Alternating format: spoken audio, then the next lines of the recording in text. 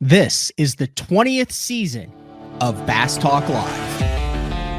BTL is presented by Bass Cat Boats, Strike King Lures, Aftco, Pro Guide Batteries, Spro, Gamakatsu, The Bass Tank, Denali Rods, Beatdown Outdoors, and Sunline. BTL coming at you. Good morning and welcome to another exciting edition of BTL Bass Talk Live.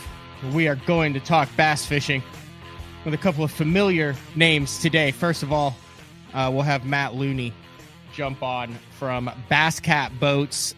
He's going to talk a little bit about his 5th annual boat giveaway, Bass For Beckers, for just a $25 raffle. We have a chance to win a Bass Cat powered by a Yamaha at the end of the year. He's done it before with his NPFL and his Bassmaster and MLF boats. So he's doing it again this year. I'm getting involved with it with a June giveaway that will take place later. So we'll get Matt Looney on. Then what better guest to have on than someone that's hot? Winners. Guys who are doing it, making it happen. So we got a couple of those. Special announcement, Drew Gill, fresh off of his first BPT win. He went straight up to Champlain, is practicing. He said, now I'm supposed to be practicing on Tuesday morning for this tournament on Champlain. He goes, but if you want me on beat, I said, dude, we're not taking practice time away. How does an evening show, a night show sound? He said, actually his exact words were, quote, exquisite, which was an interesting word of choice for like a 21-year-old kid. He said exquisite. So tomorrow, Tuesday, June 11th, 8 p.m. Central Time, 9 Eastern, live, Drew Gill, fresh off his Chowan River win, will be on BTL. And like I said, guys who are hotter are making things happen. Mark Jeffries just bowled his 24th 300th game last week. And he's making me a little nervous. Like, he's not going to say anything. See, there he is. He's waiting. Boom, he's gone there. But 24th. And I was thinking, we got to get Mark on to talk about that. But then I also realized that I've been having a lot of conversations about how to, quote, fix the industry. So he doesn't know this, but we're going to fix the bass fishing industry today. So that's what Mark has. So let's bring in Matt Looney with the coolest backdrop. No, Kevin Van Dam's is a cooler backdrop. This is a pretty cool backdrop, but what's up, Matt? Hey, how are you doing? How's life in Mountain Home, Arkansas? I know you recently relocated there with the family. Got to see you at the owners tournament. Yeah. And then I made an additional trip up there, which, by the way, you guys kind of threw me under the bus. You had like half of the Bass Cat staff waiting for me to show up to pick the rods up that I had forgotten in the rod box after I dropped the boat off at the factory. Yeah, that was a good one that you're probably not going to live down for a while. No, but do you remember why you said you wouldn't make fun of me too much? Is because you said that it was something that you could see yourself doing. Oh, 100%. I have given back before Bass For Beckers and all this, when I'd sell boats, I've multiple times had to like contact the buyer and be like, hey, did you find XYZ? And they ship it back to me. So I'm pretty good at doing the same thing. It was just funny because you had to drive quite a bit to do it. Yeah, it was about 12 hours. I did have 2 of my other buddies that called and said, hey, we're laughing at you, not with you. But they had both done the same thing. One of them was a guide and had gone on a guide trip, got the client out on the water, and realized that after rigging all of the rods the previous night, he had failed to put them in the boat. So I feel like that's worse when you have like guide clients on the water and you're like, all right, you get them out there, you're ready, you open the rod box and you're a guide and you go, man, I don't have any rods. Yeah. Don't have any rods. I've done the same thing hunting. I've gone all the way, driven 5 hours, go to deer camp, spend the whole night there, get up early in the morning, and left my rifle or my boat at home. So I've pretty much been doing the same thing you've done, but now it's just I can make fun of you for it too. It happens. One of the things, the main thing, we got a lot to talk about today, but I'll save that for Mark, is the last 5 years you've been you started and have been very active in a 501c nonprofit organization called Bass For Beckers. Talk a little bit about that, and then I am helping out with the June giveaway for BTL listeners. So I mean, basically, long story short, this is your chance to win a Bass Cat with the Yamaha for $25, right? Yeah. No. So this started back in 2017. My nephew Talon was diagnosed with Becker's muscular dystrophy. So that's where Bass For Beckers comes from. And there's kind of two forms of muscular dystrophy. There's Becker's and there's Duchenne's. And Becker's is a little bit of the lesser aggressive, which is, I guess good for our family, but obviously it's not great overall. But so when he was wanting to go to summer camp or do a muscle walk or things like that, we were constantly having to like sell these $20 t-shirts or do these weird things in order to raise money for him to be able to go to these things. And I was like, man, how can I use my platform as an angler to raise money rather than, people get tired of buying t-shirts. So I went to some partners I had at that time and, super awesome to work with. They jumped on board. Yamaha was one of the first ones to jump on board. They said, yeah, we want to be part of this. And so we're actually able to raffle off my tournament boat every year for a $25 ticket. So the same cost of a t-shirt, you get a chance to win a boat. And then we have monthly prizes as well. So the annual prize is the boat. The monthly prize, like this month, would be a fishing trip with you that we pay for, all the travel and stuff on the back end to the winner. So that way they get to just go enjoy a trip with you. At the same time, we get to raise money. It's awesome. This is our 5th year of it. My nephew's actually doing great. He had an appointment last week where they basically said, hey, let's hold off on any experimental medicines or cures right now because he's not showing any signs of weakness at this point. And things are looking really, really good. So very thankful for that. And we couldn't do it without the support that we've had. We get to donate to the summer camp fund and different things. They've changed camps now ever since COVID. So some more donations go toward research and development and things like that, but still being able to support that muscular dystrophy community through, an awesome opportunity in the fishing industry by winning a boat. Fantastic. $25. The link is in the YouTube description for this. Now, listen, guys, I do a lot with St. Jude Children's Research Hospital. I asked for donations for the Bass Fishing Hall of Fame and Bass For Beckers here. And I thought, man, am I hitting the listeners with too many? Hey, here, this is where we want your money. And here's where I ended up with. You cannot go into a Bass Pro or anywhere these days without spending $100. You walk in, you buy it, and all of us do that multiple times throughout the year.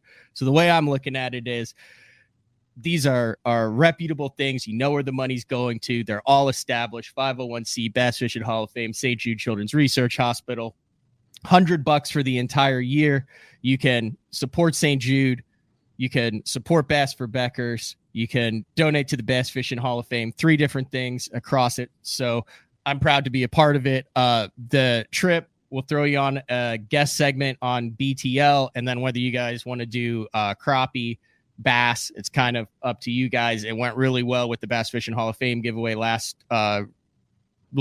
earlier this year. Actually, CJ Glenn came in. We went out, we cracked 26 pounds, had a great time, went and grabbed some burgers and ice cold Coca-Colas. And I still talk to the dude like probably on a weekly, every other week, or share messages on social media and stuff. So proud to be a part of it. This is something that you're approaching $500,000 over the 5 years that you've done this.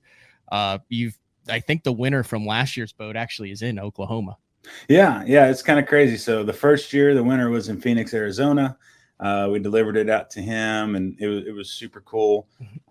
Then the next year, the guy was in Texas. Last year, the guy's in Ohio, and he's all the time sending me pictures of a big smallmouth. And then, James Reed from Oklahoma won it last year. So it's just kind of crazy to see where all the support comes from. I mean, we have supporters from Australia. We have it's really, really cool to see what the fishing community can do when they get on the same page and something. Now, I will say, Matt, I believe we have listeners in like 46 different countries. So are you that you said travel expenses, that word was there. So like, are we limiting this to within a specific like radius? And is it like, I mean, we're not going to go like England to Shawnee, are we? Right. No, I mean, listen, if they win, if they're the ones drawn, then absolutely I'll cover that. Okay. Yeah, I mean, we gotta be fair, right? We gotta be fair. That wouldn't be fair if I said okay. So there you go. You heard it here. All right, Matt. I know you got a busy deal. It's interesting. With your new role with Basscat, there's a lot of things that go on behind the scenes, and you got a lot of you're making sure there's an Elite Series practice that's currently going on Wheeler Lake as they kind of kick off the second half of the season. So I know you have matters to attend to, but Bass For Beckers, if you are listening on iTunes, just bassforbeckers.com. You can enter the giveaway right there. And then if you want to get in July, August, September, those other months, there'll be other giveaways. Like if it doesn't sound great to fish with me, you never know what's coming the next month. Yeah. So I want just real quick. I'd also like to say, because of this job transition and things like that, the beginning of this year, we weren't able to hit it as hard as normal because I've had so many distractions and things like that. So this is really almost like a relaunch for 2024. And I'm very thankful to have you on board to help us with that. Yeah. Anything I could do. If you have any questions or anything, you can shoot them to me. I'll pass them along to Matt, but super easy, $25 or $10 for $200 monthly giveaway. So this goes through the month of June, and then we'll draw the winner there. So 20 plus days or 20 days left for that. And then the actual drawing. So you're not only entered into the drawing to fish with me, which by God, that's just a prize in itself, isn't it, Matt? There's also you're also entered in to win the boat and the motor at the end of the year. What is it? Is it the one you're currently running? Yeah, so it's a 2024 Puma STS Yamaha 250 show. So it's the thing I just got, except with a Merc or Yamaha instead of a Merc. Yeah, but it's got 2 power pole blades. It's got Beat Down Outdoors mounts. It's got 3 Garmin 8612s and an MBT 16 live. You're getting it how I fish out of it. And yeah, this is the best like giveaway raffle in the entire industry, folks. I'll just tell you this right now. It's fully loaded for sure. Yeah, bassforbeckers.com. Check it out. When is it? When's the last time you can? What's the last day you can register? So the last day of June will be for you for the June prize, and then we draw the next Monday of the following month for whoever won that monthly, and then the raffle goes through December 31st, and we draw on New Year's Day every year. You want to draw live on BT? Oh wait, no, I don't. I'm not gonna. I don't want to do that on New Year's Day. Hey, well, maybe we can draw a different date if we do BTL. Yeah, if you want to do it on live, feel free to draw the winner on live. Well, the raffle definitely closes December 31st at 11:59 p.m. And then maybe we could announce it that first week of January on BTL. Let's look into that. All right, thanks, Matt. All right, thank you so much, guys. See ya. See ya. All right, that is Matt Looney from Basscat Boats. Really cool giveaway. And really good odds to get yourself in about $100,000 vessel there. All right, quick break. Going to bring the man, the myth, the legend in, Mark Jeffries. I see that he has not changed. He still has the black mock turtleneck on, the Larry Bird in the background. He's basically recreated the studio that he was in for 25 years. So it's kind of like a new studio. See, it's like this is awesome because I can mute him. Look, I can't hear him right there, but it's the same studio before. It's just white. See, now we can't hear you, Mark.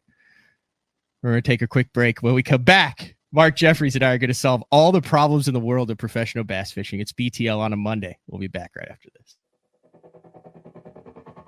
The new Puma STS has been redesigned from the ground up. With the angler, design, function, and performance in mind, nothing on this new offering was compromised, and the only thing carried over from the previous version is the name. Based on the Soft Touch series hull that started with the flagship Jaguar, this new model is nimble and performs incredibly well at all speeds with either a 250 or 300 horsepower engine. Featuring a new 96-inch wide-body footprint, this hull measures out at 20 foot 7 inches in length. Industry-leading design coupled with tournament-winning performance. The Puma STS from Basscat. Feel the rush.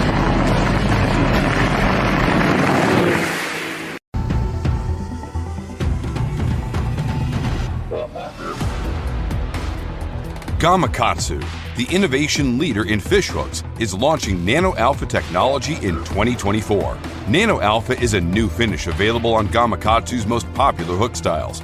It delivers 2 times slicker performance, 4 times better corrosion resistance.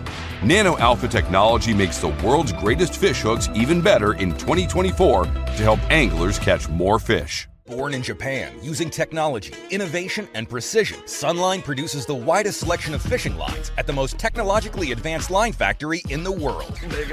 Manufactured at the strictest tolerances to produce victories at the highest levels of tournament bass fishing. From household names like Christie, Swindle, and Cruz, to young guns like Cook, Logan, New, and Welcher, they all trust Sunline to take them to the top of the leaderboard. Choose the line that will give you the strength to guarantee your confidence. Sunline. All right, welcome back. BTL on a Monday. Reminder, Drew Gill tomorrow, June 11th, 8 p.m. Central Time. Get your questions in for Drew. So I'm going through my fishing line, all my Sunline stuff, and I found a stack of cards for 30% off at Sunline America. So tomorrow, I love doing the giveaways on the evening show, and this is a giveaway that I don't have to mail to anyone, so it'll actually get out there, you'll actually get it. So a couple comments that we pick, I can send a picture for a one-time use on the Sunline America website for 30% off of Sunline. If you guys are looking for some summer line, we will have that giveaway tomorrow evening as we talk to. I talked to a dude who's won over almost probably $2 million in bass fishing, and he named off, in his opinion, who the best anglers in the world are right now. And Drew Gill was in his top 5. It's a true story. I thought that was very interesting. So we'll talk to Drew. But right now we're going to talk to Mark Jeffries. What's up, Mark? I'm in my office, man. It looks good. I said, everyone said I needed to be nice to Mark Jeffries. So no, the office looks good. You're not at home. No. It's there was the National High School Bowling Tournament took place in Lancaster, Pennsylvania last week, or actually this past weekend. So I've got a list here. I actually had a player at that event, and he did a fantastic job recruiting for me. So I actually have phone calls to make this morning. That's fantastic. Raj Bass right off the hopper says, why do I always get the feeling that Panger knows more than he can tell us? Because I learned from Mark Jeffries on what you, not only what you can and can't say, but what you should and should not say. Right? Yeah. How often did you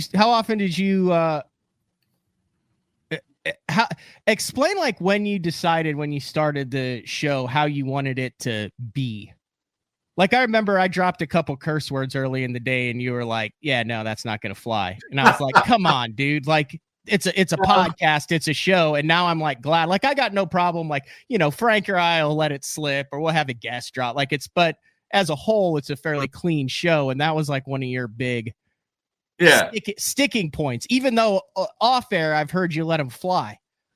I just thought it was a platform that you needed to maintain that professional, very journalistic approach. And you think about the way that journalism has changed over the past 30 years, Matt. It's crazy. It was very, very clean. I mean, there wasn't any cuss words 30, 40 years ago. Those people out there that are my age, they can remember the wide world of sports, the thrill of victory and the agony of defeat, the weekly sports show that came on, and a lot of the stuff that really established the bar from a journalistic perspective. You didn't have people in the media, throwing out F-bombs and S-words and GDs on the evening news, even on the local evening news. So when this thing started out, it was we're going to follow really what I felt like was a high bar from a professionalistic perspective, to keep it clean and not really go down that path. Because remember, back in the 90s, that's kind of when that turn was taking place, where people would start to cuss and start to talk about things that you're like, whoa. And, now since the FCC really has no guidelines or watch when it comes to YouTube and social media and all that, I just decided, hey, we're going to maintain the path of what I felt at the time, and still do, that is the most professional way to attack what you do and what we did for so many years from a journalistic perspective. Now, I will say, I try to keep it down the middle as much as I can, but we're in an industry where there is zero way to be truly independent and make a living in this, just because the non-endemic and the people interest isn't there. Like, the thing that works in like the stick and ball sports, right, Mark, is you could have someone that the organization is not happy with, or everyone in the industry doesn't like, but there's enough people outside that it generates enough eyeballs to generate like everything inside the fishing industry revolves around the fishing industry too. So I have no issue with like the other podcasts that are out there that say, I listen to them, I enjoy them. It's just a different style. But I've had people that have asked about that, and it kind of hit home over the last couple classics when, you've got the dad with the little kids that are coming up, and they're like, yeah, we get in the truck and we listen to it, and we know we don't have, that's where I was like, okay, now I know why he was always, chewing my butt off air going, yeah, why are you saying that stuff? I also had to take I had the volume up on you, and I immediately realized after 3 minutes, I have to put the automatic adjust volume on you. Oh, sorry. But anyway, there's good acoustics in the office here. But it's good. So one of the reasons I have you on, you did the Mark After Dark thing last month, but you sent me a text and you said all it said was number 24. Yeah. 24 300 games. Bowling. Yeah, we're going to talk about bowling. Yeah, it was number 24 800 too, which is kind of the benchmark in bowling. They call it an honor score. So if you can bowl an 800 series over 3 games, that's actually a bigger accomplishment than bowling 300. But I'm telling you, man, it was weird, Matt, because number one, I was down on lane 1 and 2 and 3 and 4 because we moved after game 2. So it was really kind of weird because nobody even knew what was going on. Like the people that were bowling in the league, and they had no idea that I had the front 9. So this was this a league game? Like this counted? Like this wasn't just you eating pizza with the boys. This was in a league game that you bowled at 300 in. No, it was a summer senior league that we bowled in. The past 3 years? It's kind of the pickle for senior bowling here in the Oklahoma City area. Easy. You can't. It's hard to church up senior bowling league, Mark. That's kind of like big league at a Thursday night W. Yeah. Well, I'm kind of bummed out because this week is the start of the Senior U.S. Open, and I had all kinds of plans, obviously, to be. Yeah, that's what you were trying to make, right? Yeah, and the back just not there yet. I mean, I can bowl, 6-8 games, but to bowl 42 games over 3 days, I'm just not there yet. Not there yet. But anyway. It was a time to reflect, Matt. It was really kind of bizarre because, I am old. I mean, I say that all the time. I'm 61 years old. And you sit back after you accomplish that and you think, well, is this going to be the last one? Is this going to be the last time that I bowl 300? And what it did, it made me reflect back to the very first one I ever bowled, which was in Rowland Heights, California. Were you a teenager? Huh? Were you a teenager? Yeah, I was 13. Oh, you bowled a 300 at 13. Yeah. Wow. Yeah. And the irony of that is when I turned 16, there was another tournament at Rowland Bowl in Rowland Heights, and I bowled 300 again. Is this left or right-handed? No, I was right-handed. When did you bowl your first left-handed 300? Left-handed first one was in my 20s. Are there still only 5 people who've done that? No, dude, 300s this day and age, is like getting a 17-pound limit on the St. Lawrence River. Let's do a little history, because Raj Bass goes, why weren't you a pro bowler? I was. I was and still am. I mean, I still have my PBA card, but when I graduated back in the 80s from college, I wanted to give it a shot. And it was, at the time, it was kind of like golf, where they had the PT school, but in bowling, they had what they called the rabbit squads or the Pro Tour qualifiers, where you actually had maybe 175 people vying just to get into the tournament. In other words, you had to bowl just to qualify to be a part of the field in the tournament. So I did that in 6 events, and I made the field 3 out of 6 events, and I earned 1 check. And after that 6th event, it was like, I got to go get a real job. What was who's your biggest names that you bowled against? Did you hit? Everybody. You name them. They were there. Who do you think you are? I am. Have you bowled against him? In fact, 2 years ago in the Senior U.S. Open, he was right next to me. And he was cool as can be to me. You know, super nice Pete guy. Weber, right? Yeah, Pete Weber. He was right next to me. What about Norm Duke? I saw Norm. I competed against Norm Duke. Norm Duke used to be one of the biggest hustlers in the game. And what I mean by that is I've seen $1,000 a game matches. I've seen 1,000, 5,000 that they were bowling for in pot games. It would be like if you showed up at the lake, Matt, and there was somebody there that you felt like you could crush them, and they were willing to put up the money.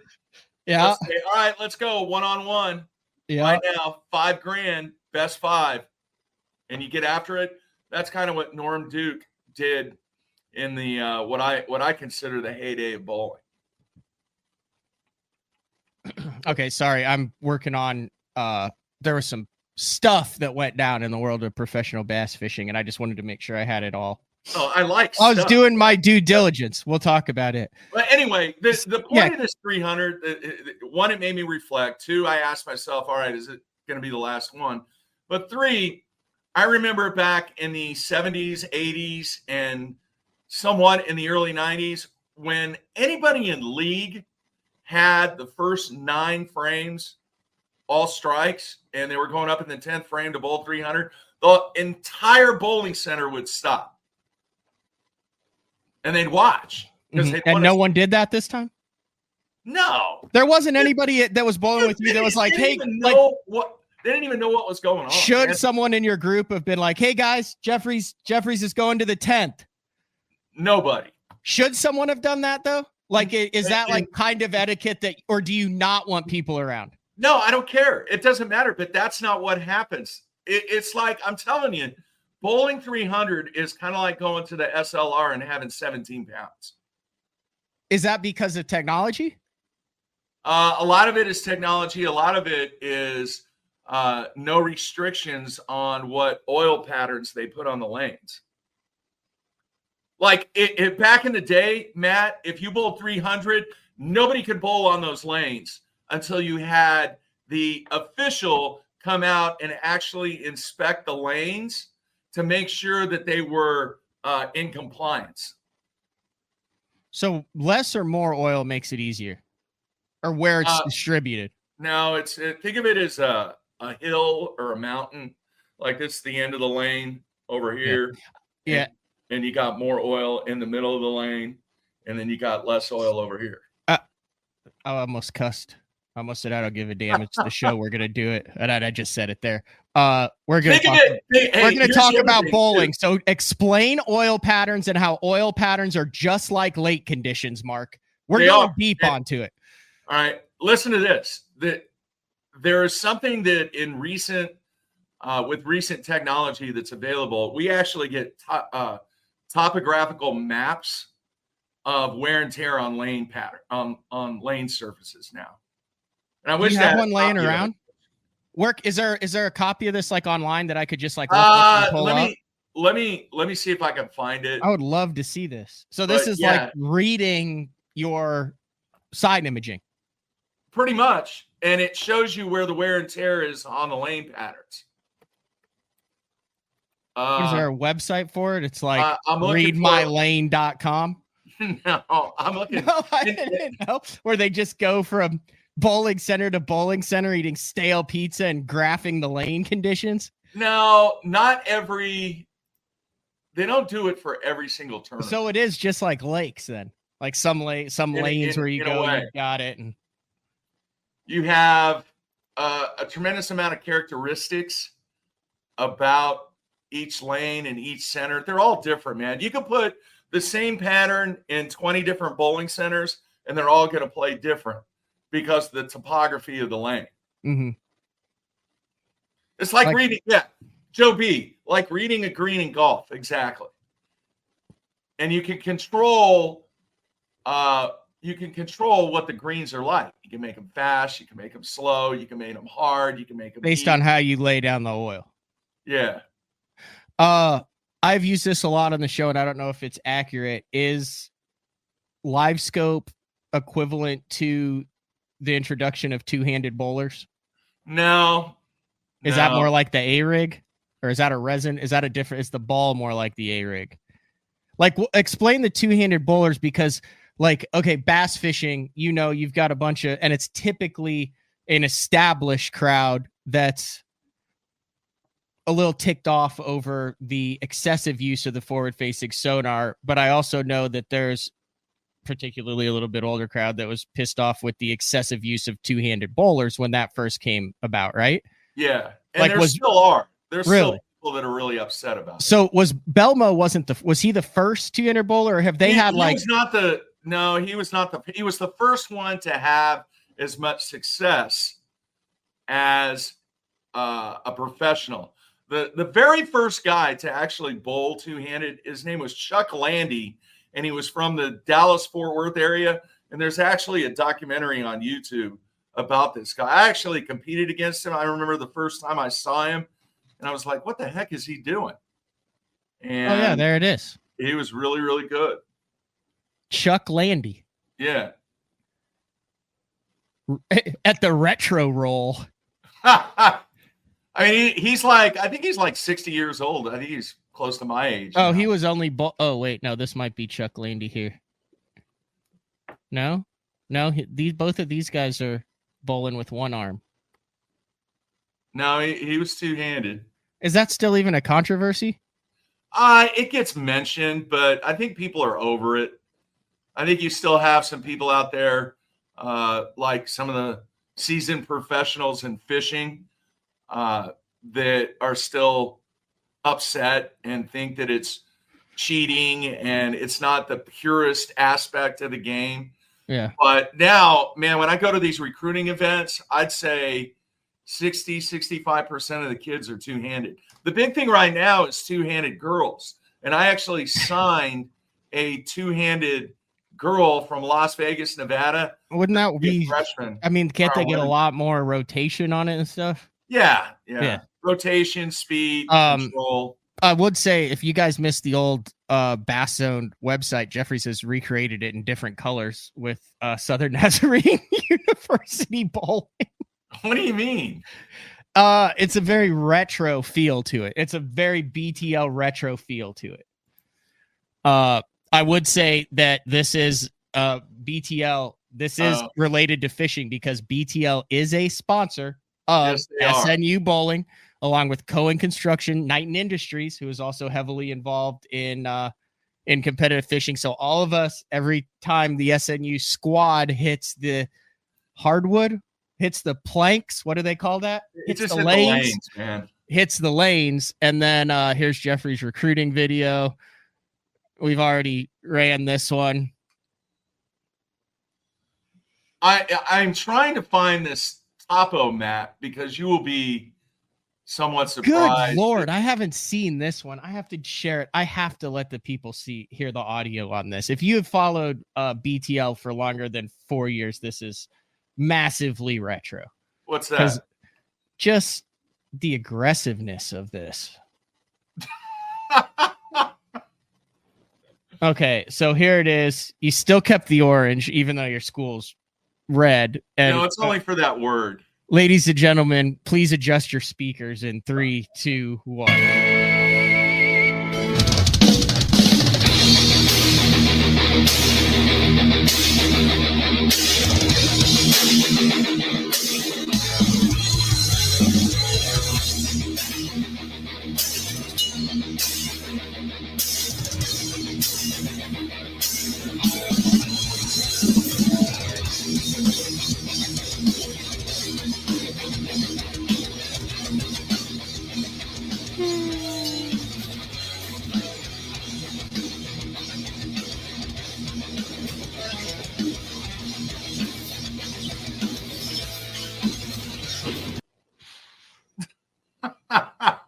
As you would say back in the day, does that, Matt? as you would say back in the day, wow.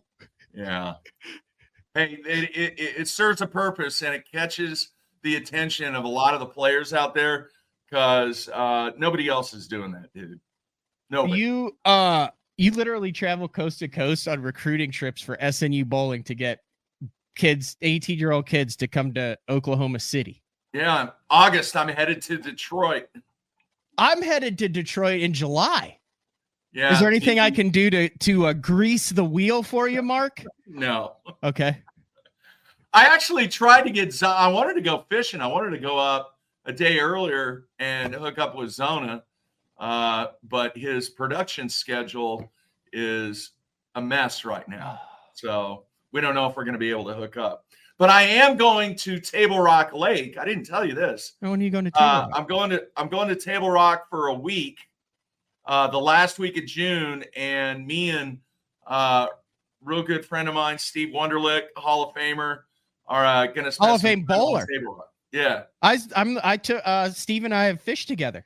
Yeah, super good dude. Are you taking his boat? He's got his electronics dialed in. I helped him.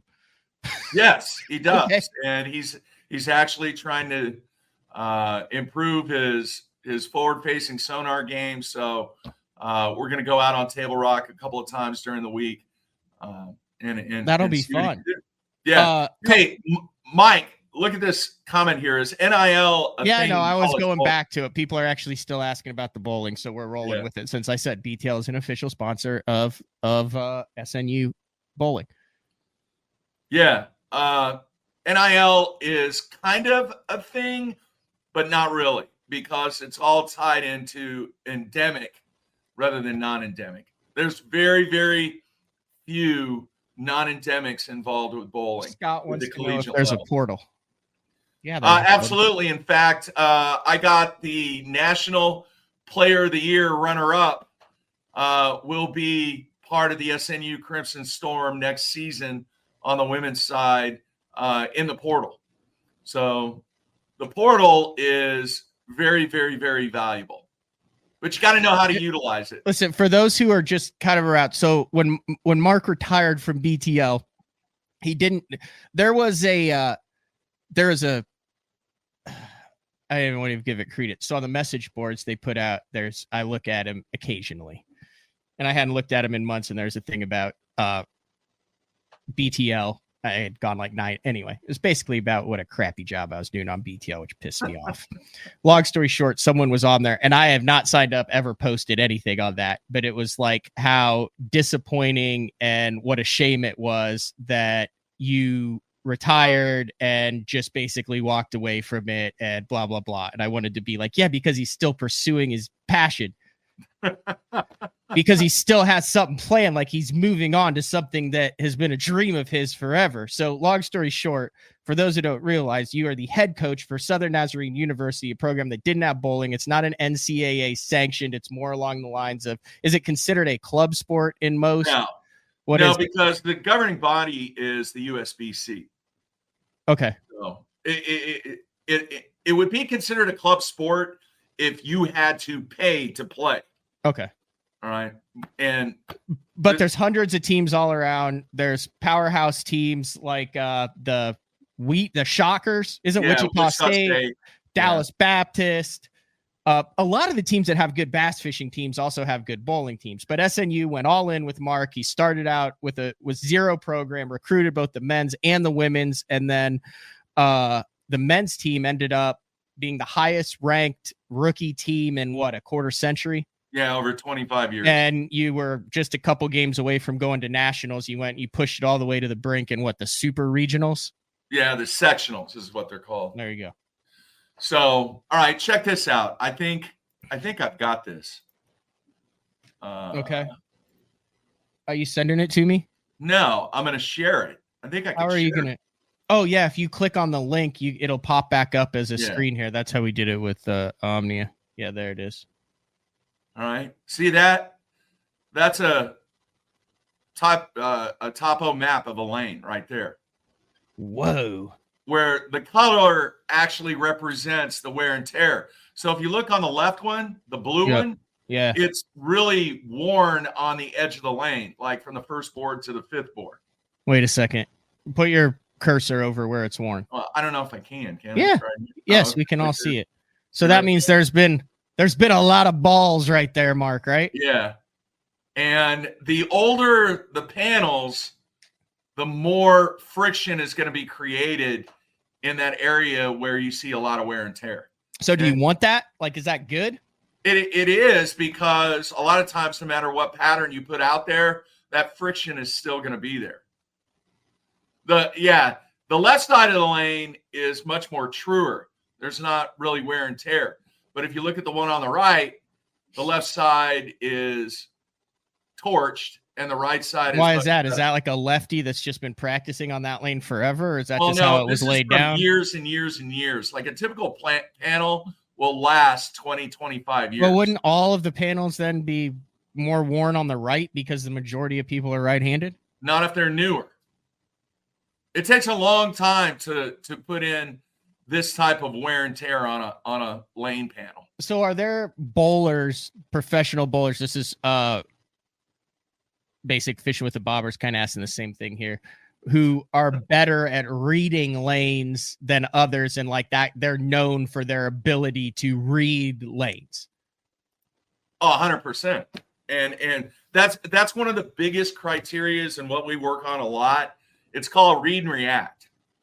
In other words, you have to interpret. It's just like figuring out the pattern on the lake and throw forward-facing sonar totally out of the mix. It's kind of old school where you've got to read and react to what the fish are doing, where they're moving. Are they suspended? Are they around boat docks? Are they shallow? Are they keyed on laydowns and stuff? It's the same thing in bowling, except you have changing conditions all the time, just like what you do on the water. So you have to figure out what that transition phase is from a fishing perspective, from the morning to the mid-morning to the midday to the afternoon. Well, you're doing the same thing in bowling. It's just the conditions are a result of all the other bowling balls that are going down the lanes. So what I teach is and really stress the ability to have the confidence to do what you're doing when you're reading and reacting what the lanes are transitioning to. It's just like in the old days, Matt, and I don't even know if they do this anymore, if it is even applicable. In the vintage days, you'd go out, you'd throw a topwater in the morning, you try and get a big fish on top, and then the clouds would go away, it'd become bluebird. Now you go do what you do. Be it throwing that's applicable during the shad spawn. Most of the time now you just start and stop with the old scopernator. Yeah. So that's what I said. Throw that out of the mix. Yeah. If people could relate to the way that things kind of worked when you'd go out, you try to get a topwater bite. When that was done, boom. Now, based upon what you found in practice, this is what you do. Well, it's kind of the same way in bowling from the perspective of there are all kinds of factors that goes into play on what happens to a lane pattern throughout the day. And the better that you can get on reading and reacting based upon the conditions on the lane, on the lake, more fish you're going to catch, more pins you're going to knock down. And how many years ago did I say, Matt, that there were a lot of similarities between the game of bowling and the game of fishing? Since I've known you. Yeah. There really is. I haven't just been texting. I got to pull this up. So I told you this is very applicable because I know I think Becker's on the instant feedback here, and Drew Gill just won the BPT. Anyway, at the Classic, I ended up in a heated bowling match as an invitation, primarily the Cortaco guys. There's a bunch of guys, but Matt Steffen, Jimmy Easterling, Matt Becker, Drew. I mean, it was a lot of guys who knew how to fish and not bowl very well. But I came down to the 10th frame, and I needed to go. Let me see if I get this right. Strike spare, no one could beat me. Is that fair? Is that right? Like, what? Why are you laughing? I'm just laughing, man. So I've got the video pulled up because Stefan, but I'd like you to analyze this. I'm going to go with me on big screen. I want you to analyze. So this is what this was the shot that just sunk the hopes of Matt Steffen, Drew Gill, and Matt Becker. And it gave me a lot of confidence. I was not able to translate that momentum to the water, unfortunately. You probably just threw gas. I just want you to watch it, and I want you to analyze it, okay? I don't even know if we could see this. All right, here we go. And he's up, and no. Oh, yeah, you're just a middle of the lane dweller is all you are. What does that mean? Yeah, just throw it down the middle. Throw it down the middle. Middle of the lane dweller. It's kind of like just whatever lake you're on, you're just going to go out and throw a crankbait. Doesn't matter. Okay. Hey, Matt's saying I got lucky. Hey, do you still have that magazine that you took when you came over to the house? The one that had Zona the BTL and article in it? The BTL article? No. The one that had Zona and Van Dam. Did you take that one? No, I didn't take that one. Oh. I just took the one that had the article when I was an intern. Zona could bowl a little bit. Van Dam, on the other hand, he was a little dicey. But that was back. I don't think you were on the road then. Yeah, no, I was on the road. You did the whole thing, and yeah, I was with you that whole bowling thing that you did. Okay. You know who could bowl? Steve Kennedy could bowl. Mm-hmm. He's a really, really good. About a drain plug pulled. Yeah, let's take another quick break, and then we'll solve the problems in the fishing world. Does that sound good? You don't know anything about that, do you? You're going a million miles an hour. I'm good. Well, we're like almost. What do you mean I'm going a million miles an hour? You're multitasking. You're doing all kinds of stuff. All right, we'll be back right after this. We're going to talk a little bit about bass fishing. Apparently, that's what this show's about. Okay. BTL on a Monday with the man Mark Jeffries. It's definitely a lot colder today. Man, I really need to make this cut. I need to make up points quick. Positive mental attitude. I hope they stay where I found them. Are they even pulling water? Too far. I hope nobody else. Man, it's too windy. The water's too high. Avco, keeping you comfortable on the outside, no matter how you're feeling on the inside. Omnia Pro gives you the confidence to eliminate dead water on thousands of lakes across the U.S. Exclusively through Omnia, utilize our map layers containing critical real-time satellite information to see water temperature, water clarity, and important weather data all in one place, along with 1-foot contours for navionics and detailed CMAP social mapping. Matched with Omnia's industry-leading loyalty credit program on all your tackle and gear needs, this is the only app you need in your arsenal for success on the water. In 2023, we became a household name in the crappie fishing world thanks to Power Breaks, the game changer. Hey, bass fishing world, buckle up, because you're next. It's going to be fun. Welcome to the next evolution of our product line, Power Breaks Sidekick, designed to install right on your shallow water anchors. We are the first and only fishing brake company to offer a breakaway system. Just like with the Game Changer, the Power Brake Sidekick has it as well. And it's not a matter of if you're going to need it, it's when. Power Brakes, the most durable fishing brakes available on the market today. Made right here in the USA with our rock-solid 2-year warranty. Hey, not all fishing brakes are built equally, and you owe it to yourself to find out why ours are different. Power Brake Sidekick. Order yours today at mypowerbrakes.com. You'll be glad you did. Welcome back, BTL, on a Monday. Reminder, Drew Gill, tomorrow night, from the, I'm going to say it wrong, the Chowan River in North Carolina. Way more like prehistoric than I thought it was. Props to MLF for going to a place that no one had ever heard of. It's pretty cool. I talk with some guys and they're like, dude, like we have a small field. We're about to have an even smaller field. Why are we not going to all these like little badass places that you can put 65 freaking boats on and then you split them up in half? So really you've only got whatever, 30, 32 on the water each day. You know what I mean? Yeah. You got somewhere to be or something? No. I'm reading one of the latest magazines are still relevant. Well, we're doing a live show here, Mark.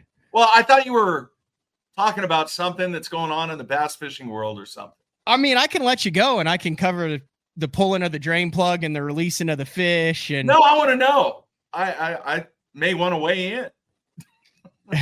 Oh, it's been a while. There is no actual weigh-in at MLF events, Mark. Well, I realized that. All right. Let's do this the most BTL way possible. And I don't even know if this is a deal. It is a deal. I've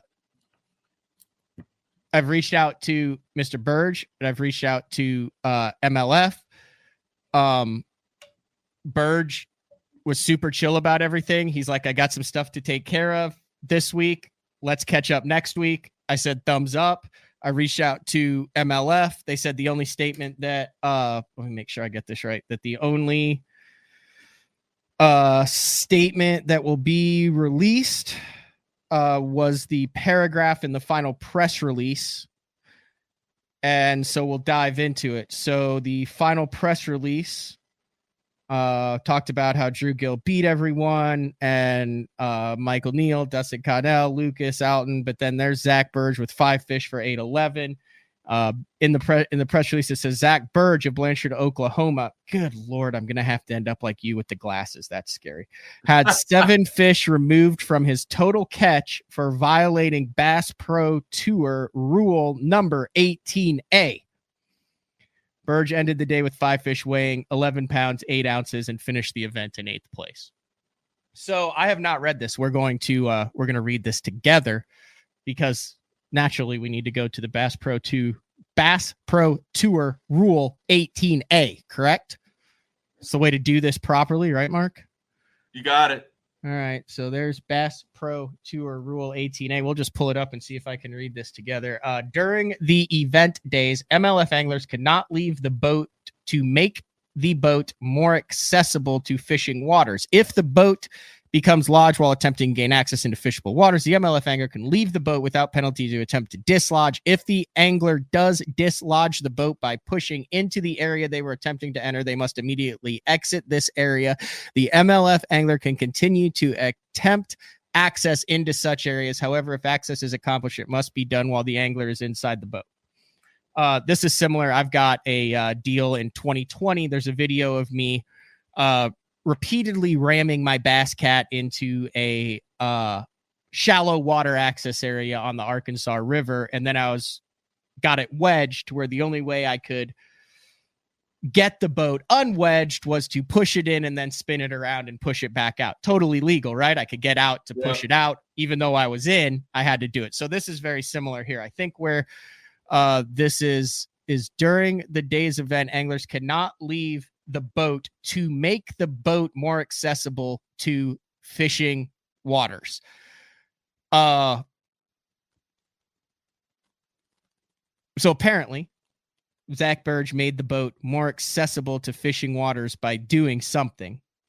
how far down the he said, she said thing? That's like actually the only actual statement that's out there, because Zach doesn't have an official statement. Yeah. But what happened was he got in the water. He took his drain plug out so he could get under a bridge. The same thing that everybody that's done in the past, right? Yeah. And then he jumped back in the boat. He caught fish. Then they were like, whoa, you can't do that. So he had to throw his fish back, or not. Well, they already threw them back. He had to leave the area, and the fish that he caught in that area did not count. Right. Now, a couple things. There are boats where you can open the drain plug without leaving the vessel. Won't drain plug open, drain plug closed. Right. So in that way, if he had one of those vessels, absolutely no issue, right? Because he's still in the boat. He lowers it. He's heralded. Keith Poche goes, damn, wish I thought of that. And then they move on with life. Second, I believe he may have asked the tournament director specifically about this prior to that day's competition and had been given the okay based on that side, based on what we understand, and then was told his marshal received a call 2.5 hours into the day that was not the case. Yeah. You can go back to, what did we used to call it? The spirit of the rule. No, I don't think this is the spirit of the rule. I think this is a instance that we haven't seen as, like, once the tournament director says something, isn't that like, doesn't the tournament director have to, isn't that the sword the tournament director has to die on, Mark? Like, if a tournament director at the beginning of the day and you say, hey, can I fish that riprap? And the tournament director goes, yes, you can fish that riprap. And then you fish the riprap and three guys go, wait, he's not allowed to fish that riprap. And the tournament director goes, I told him he could fish the riprap. That's on me. If you're upset, be upset with me because I told him he could fish that riprap. Even if it's wrong. I mean, like, as one of the other competitors said to me personally, he said the tournament director is God for those 8 hours. Even if he's wrong, he has to eat that. Chris Bowes has done it. Hank Tripp has done it. Hank has done it. All tournament directors have done it. Whether it's right, wrong, or indifferent, they've said, yeah, I screwed up, but I told him he could do. I can name 3 guys right now who have wins, who guys were like, he can't do that. And the tournament director goes, I told him he could do that. Right. Now, if this is what happened, I have never heard. And like I said, I asked MLF if they were going to come out with anything. So it depends on if Zach Burge comes out with a statement. I don't know what his game plan is. I'm not trying to put words in his mouth or say what happened exactly. If he had been told and did exactly what he told the tournament director he was going to do, and the tournament director said yes at 7 a.m. or at 8 a.m., and then at 10:30 a.m. said no, and he got penalized for doing it, that's freaking screwed up. And it just based on how I've always assumed it worked, like during that day, if the tournament director said I could do it, I'm freaking doing it. I've called numerous tournament directors and said, can I fish this? Because I didn't want to be like, it's sketchy. And if they go, yes, then we fish it. Right. And you always fish it. Well, Matt, 2 things. One, there's speculation there because you don't know exactly what the conversation was exactly between the player and the tournament director. You don't. Did Zach say, hey, listen, in order for me to get into this one area, I've got to get out of the boat, pull my plug, fill my boat with water, and then get back in the boat, and I'm able to get in there. This is the part of the deal where we'll just wait to see what comes out. Because quite honestly, until that conversation, if it is ever made public, and it may not be, I think that's the key part of the conversation, because you can speculate and interpret all you want, but until the conversation, until if you do get to know what that conversation was, you can't really make a judgment on it because there's too much gray area there. What did Zach say? Did he say, hey, is it okay for me to fish in that bridge area? The tournament director looks at him, goes, yeah, sure.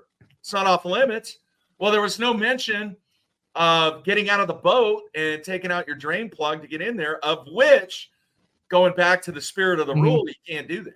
Okay, so you did it that way. Let's say tournament director was aware that he had to leave the vessel.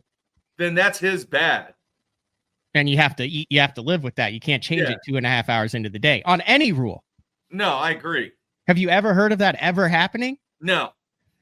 So ideally, if you're going to do this in any level, from club where your tournament director is 75-year-old Jim who smells like potted meat and has been a jerk for 25 years, but is the only guy who wants to put up with being the tournament director in your club, or you're fishing the very top level, anytime you do that, to make it safe, you have to have it in writing. You have to have it either in text or in writing, where you lay out what you're asking and what you're going to do, and you have that response in writing. So if this happens, it can't be a he said, she said over a phone conversation. It has to be, look, he said I could do this. This is what I texted him. He said yes. Yeah, I agree with that. I mean, that's the best way to make sure that you have anything that might be gray. Mm-hmm. Well, now it's pretty much black and white if you have it in writing. Here's the other thing too, Matt. In other sports, how many times have you seen, say, either a referee or an umpire just make an egregious call, and even after the game has concluded, and the NBA or Major League Baseball says, the referee, the umpire, they blew that call, but the outcome never changes. Like I said, I don't know if this is an issue of a change of heart to correct a mistake that was made, or a gross miscommunication. Yeah. As it was, like I said, he had 7 pounds. I think they were doing a 1 pound, 8 ounce limit. It in theory did not mean he would win, but who the hell knows? I mean, he wouldn't have caught those fish from under the bridge. He might have stayed under there. He could have been, who knows what the deal is on that. So, what? I'm looking at the comment. Is Angel Hernandez? He was bad, man. Angel, he's still bad. And I'm sure there's a lot of people out there that are he's glad still that dude's retiring. He is retiring? Yeah. You want to know the maddest I get over something that I can never control is when I go down the YouTube wormhole of blown officiating calls. And what is he in 90% of them? Just the righteousness with which they defend their BS calls in any sport. Yeah. Like, it just fires me up. Like, yeah. I'll get, my blood pressure will visibly go up when I see, and then they can't do anything to him. Yeah. He's retiring. Good. And he never got to be a crew chief or be in the World Series, right? No. Hey man, how many times have we seen situations where it is a he said, yeah, and you don't know exactly what that conversation was. And the point that you brought up about if there's something that is that critical to your success in whatever you're trying to accomplish, get it in writing. It's way too easy to get it in writing, or get it in a recorded phone message or phone call or whatever, just to where you have something to fall back upon. It's interesting because it was a really good event on a really cool fishery. And this is the other thing that I got. So there are a lot of guys, and we'll just say it, like Wheeler, Connell, FDJ, that had a really good tournament. And I think there's a section of people, boy, we're really going here. There's a section of people that are like, oh, well, they had to get info before that because they all roomed together. It was a new body of water, whatnot. This is just classic of how it goes. They go to a new place, locals tell them where to go. Now, I have no idea what went on, but I did call several. This is what I did, Mark. Yesterday, I talked with a number of different BPT anglers, and I said, were you surprised at how this ended up? Was this, my God, how did they find that? And two of them both said, dude, I was all around that stuff. I knew what they were fishing. These are literally the best guys in the world, and it did not shock me that they found it because of how good they are and how they break down water. And in his mind, straight up homework and incredible detail. He's like, because I was around it, because I was there, because of probably the same reasons, but they were able to find the juice on the juice. And those guys are the best at breaking down water. That's why they're the best in the world. Mm-hmm. And there's nothing that went on behind the scenes, and everyone else who says it doesn't understand how good these guys are, because they're in the top 5 in the world at doing this stuff. And of course it's going to be alien to everybody else because our brains don't work that way. And there's no way we can figure out why they do it. And that's why they have millions of dollars in earnings and top 10 after top 10 after top 10. You know, it's not something that hasn't been done before. Yeah. And then look at what Drew Gill's doing. Yeah. It's unbelievable. I said, and he gets on all the podcasts and he literally gives everyone the freaking playbook. That's the most impressive thing. It's not like he's keeping it close to the vest. He's like, here's how you do it. Here's what you do it with. Here's the baits I'm doing it with. Here's how you start. Here's where you finish. And good luck. How hard is that to duplicate though, man? Well, I've tried it 3 times in the opens and I finished 30 something at, I thought I was figured it out. I thought I was like, oh my God, I figured it out. Because I had interviewed Drew Gill before Washita. Yeah. And so it drops the first practice day of Washita, and we're talking pattern, not specific lakes at all. Like he runs this across the country, and I did it and it worked. I was like, oh my gosh, I found the freaking code, uncracked the Da Vinci code. And then I went and finished 168th and 120th in the next 2 doing the same thing. So all right, I have a question for you. It's actually a fishing question. Jack and I last Friday went to Lake Texoma. Okay, Lake Texoma, I think was like 5 feet up. The water's in the bushes, big time. So for the greater part of the day, now the water clarity you can see about a foot. The water looked incredible. All the rain that they've had down there. But we made the decision, we're going to go down, we're going to flip, that's all we're going to do. I mean, we may throw a top water, obviously, here and there, but primarily going down there to flip.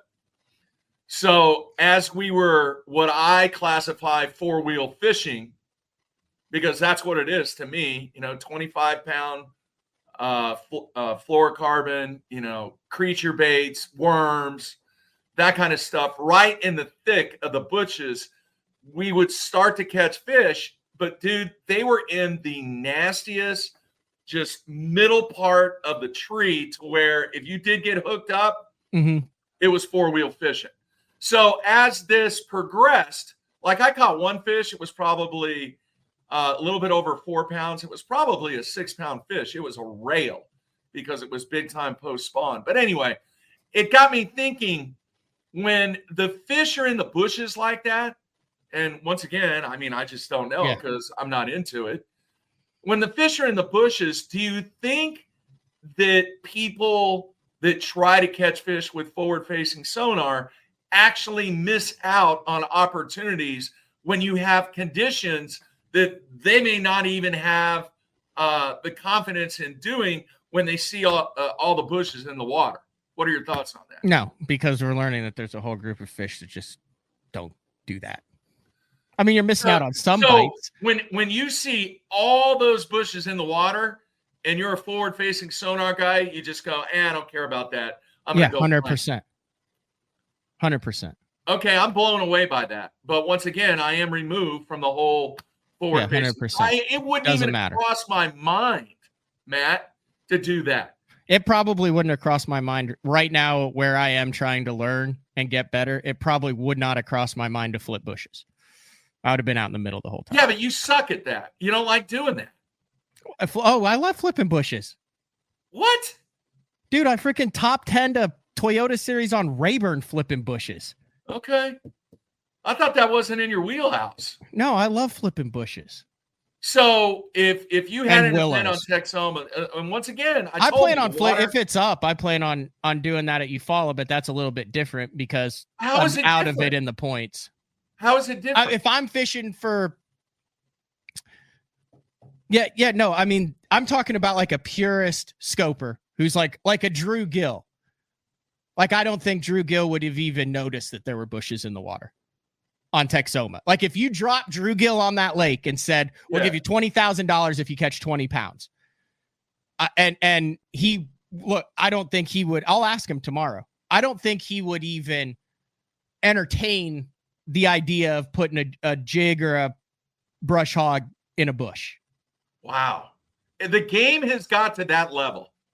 It hasn't gotten. It's been to that level, Mark. Okay, so let me ask you this. You're on the damn Showan River, and everyone's out in the middle with a freaking minnow. Go watch Milliken's last video from the St. John's River. He's out in the middle chasing freaking fish with a minnow. Jonathan Kelly's right out there doing the same thing with a jerk. That's to say that's a St. John's River, folks. Like, it's not getting there. Okay, so in there. Isn't there a bass event coming up on Wheeler? Oh, yeah, it's going to be a disaster. Like, not in a bad way, but I think 8 out of the 10 rookies will be in the top 20. So they're just going to totally blow off ledge fishing. No. They'll be, the Decatur Flats will have 60 boats on it, but I mean, how deep do I need to go onto this? Like, I mean, you know what's going to happen. I mean, just look at the Bassmaster Open last year. What, instead of having guys lined up on the ledge where they're using, I'll tell you exactly what's going to happen. All right, Mark. So instead of having guys, so you remember when we went to Wheeler Lake to cover the Elite Series tournament, and everyone gets out on the freaking ledge, and you got guys slinging crankbaits and dragging Carolina rigs and big Texas worms and stuff, and they're just getting on the ledge and they're either casting up because they found their shell or any of that stuff, right? Mm-hmm. So here's the difference. You had like 1 or 2 guys on top of that ledge, if you remember, like a Steve Kennedy, who's up there in like 3 foot of water throwing a friggin' swim bait or a top water, and everyone else is right along the ledge. Well, now you've got guys roaming the whole dang thing, because with forward-facing sonar, you can see the depressions, individual stumps. So now guys aren't just fishing the ledge, they're fishing the stump on the ledge or the exact spot on the flat. So you've got guys that are running all over fishing stuff that everyone was just on the ledge before. Now it's just, they're everywhere because you can see every little thing that holds fish. Does that make sense? That's the difference between what it was and what it isn't. So there'll still be 70 guys out there because that's where the majority of fish are. Just how they're fishing and where they're fishing and how long they're staying is what changes. It does. And obviously that's how the evolution of the game has been changed by the technology that is driving performance now. Yeah. And you know what, man? It's that way in a lot of sports. It really is. There's technology being introduced that has totally impacted the game. But I'm going to be honest with you, Matt. It's mind-boggling that if you drop somebody on Lake Texoma right now and the water's in the bushes, 3.5, 4 foot, that people just wouldn't migrate very quickly. I think if you where drop the bushes are, the top 10 BPT guys, these are the standings. If you dropped Wheeler, AJ Jr., DC, Drew Gill, Zach Burge, Justin Lucas, LeBrun, Cole Floyd, Martin Villa, and Matt Becker. If Matt's still listening, I'd like him to either confirm or deny this. And the water is in the bushes. I think 7 of those 10 don't fish bushes. I think Nick LeBrun would fish it. Cole Floyd, maybe not. And I think just Justin Lucas out of principle would maybe put a jig in a bush.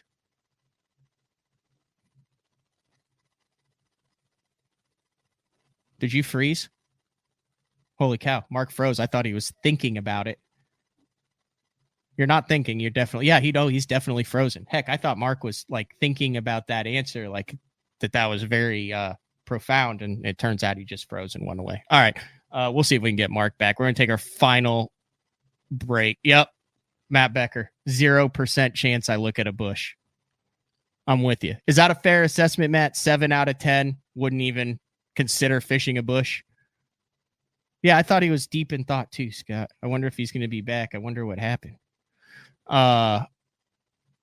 We'll take a quick break, see if we can get Mark back on the phone. BTL on a Monday. Heck, we haven't even talked about why the Elite Series Angler of the Year point system needs to be completely demolished and rebuilt for 2025 in order to make it fair for everyone who's actually fishing.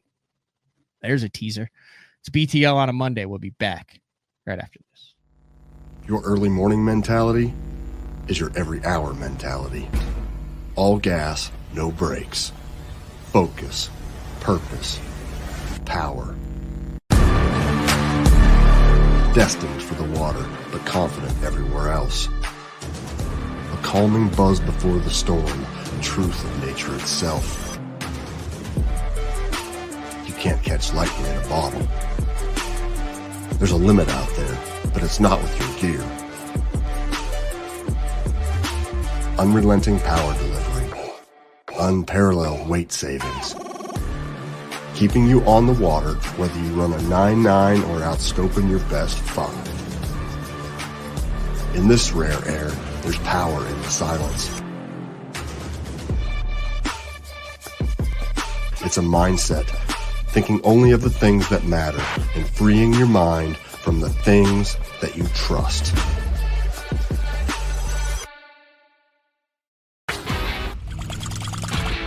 Yes. Fishing isn't just a hobby, it's an obsession. Whether it's blazing hot or bitterly cold, bright sunshine, raining, or even snowing.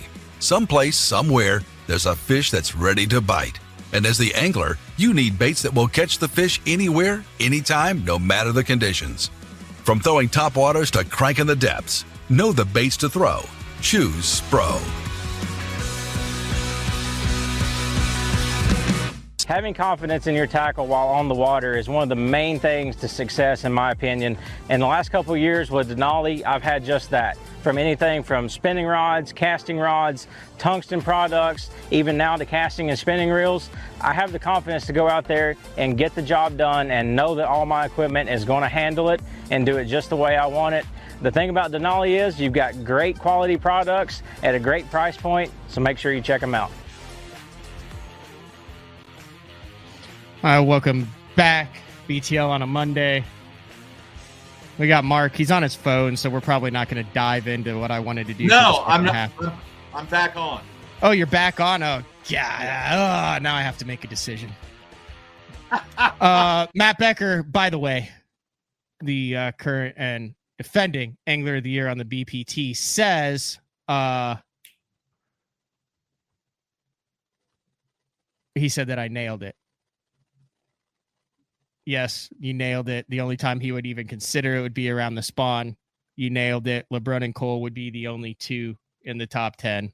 Like if it was on Texome, the rest of the guys wouldn't even entertain the thought of checking the bushes. Yeah, that once again, to me, that's very intriguing about the evolution of the game and how things have adapted and players have adapted to what is going to create success. Because bottom line is, you got to do what you got to do to catch them. And obviously what's taking place and how things have evolved over the last 5 to 8 years, this is what's happening. But to me, being an old guy, I got nothing against what the new guys are doing. I don't want anybody to be interpreted that I'm against. You would like Drew Gill a lot. Do what? You would like Drew Gill a lot. Like he's a 21-year-old who's like got a little bit of old school in him, even though he has only ever caught a fish off live scope. But you would like interviewing him. Okay. It was amazing to be able to fish that way because it had been a long time since we were able to get down there and flip the bushes and do the 4-wheel fishing thing is what I call it. Dude, I caught a fish off a laydown that it was one of the gnarliest laydowns that I can remember having caught a fish, at least in recent years.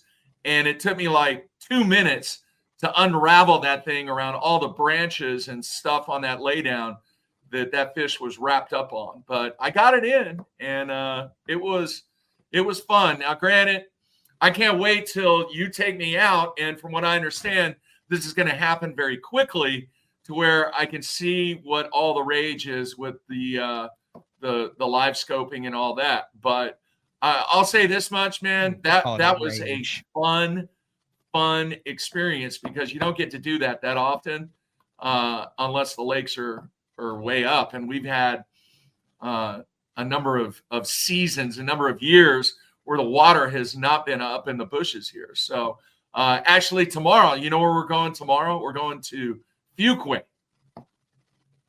I've heard that they have bass in that lake. Have you ever been there? No.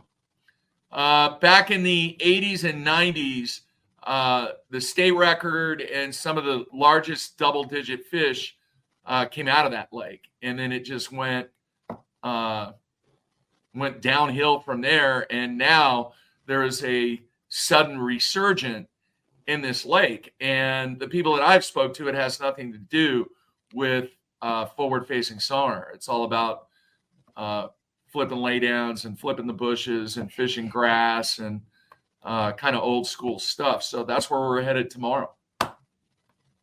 I apologize. I'm sorry. I really didn't think that flipping bushes was part of your arsenal. But no, I mean, it hasn't been. It shouldn't be. I enjoy doing it though. I mean, I love doing it like on Grand, especially with the willows, and yeah. I mean, it's one of the coolest ways to get bit. All right, now flip it in there and then just blow them out of there. It was fun. It was a lot of fun. Now, what were you talking about that you're going to solve all the bass fishing? Okay, well, listen, we're an hour and 22 minutes in. This is its own show. Like, if I literally dive into it, it's another hour. I don't have another hour right now. I already got a chip in the windshield of the new truck that I need to get plugged before. Really? Like, this is what grinds my gears. Apparently you can just have a leaky gravel truck full of gravel, and as long as you put stay back 200 feet, not responsible for chips and dings, you could just recklessly drive across the state of Oklahoma with all the pothole roads just spewing gravel behind you at a reckless and obscene pace. Like, that should be illegal. You shouldn't be able to just go down the road, and if you dump half a ton of gravel, everyone behind you, oh, sorry, well, I got a sign that says I'm not responsible for it.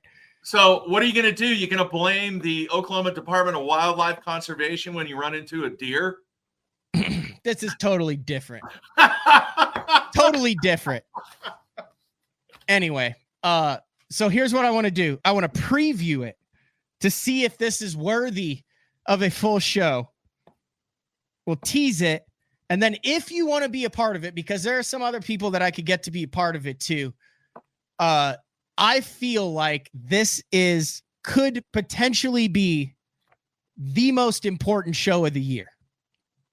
Wow. Because in my opinion, BASS needs to completely blow up the Angler of the Year point system, the current rule book, and the requalifying structure for 2025 in order to maintain the integrity and regain the trust of the majority of the anglers fishing the Elite Series currently. It could be time. It could be that time, man. Seriously. And not to take away from what you want to accomplish with that show, but I'll say this.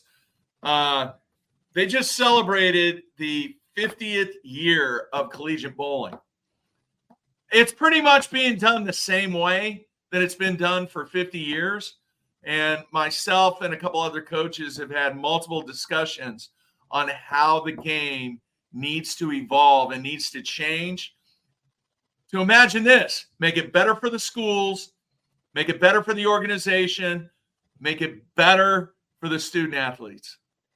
And I see what you're saying. And I think a lot of times, even in business, if you don't continue to evolve with the dynamics that surround you, with how the circumstances and the environment that you're trying to accomplish, whatever your goal is, sometimes you really need to sit back and evolve and see if there is a better way of doing it because the environment has changed.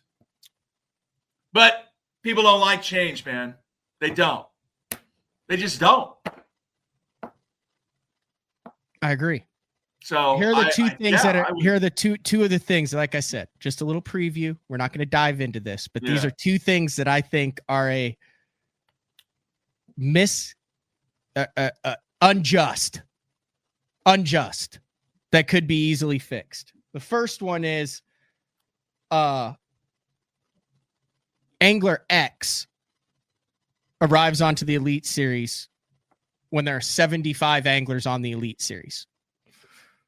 So the lowest he can finish is 75th.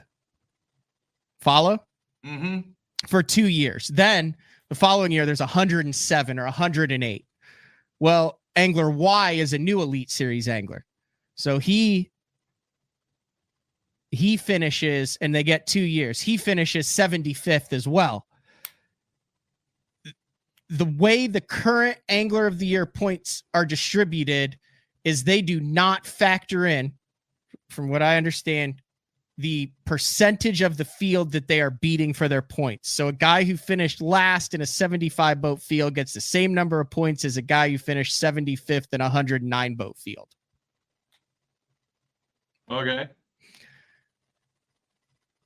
When it comes to requalifying, then Angler Y, who is beating 30 to 40% of the field consistently, is never going to overtake Angler X, who, even though it is recording top 50 finishes for 2 years with 75 boats in the field, whereas that is the same exact finish as a 75th out of 100 something.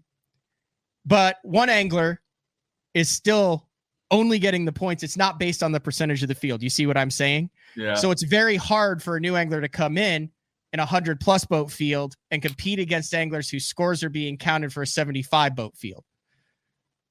That's just the tip of the iceberg on that. Then this is the other thing that so that needs to be blown up and completely redone, where it says, guys, this was screwed up.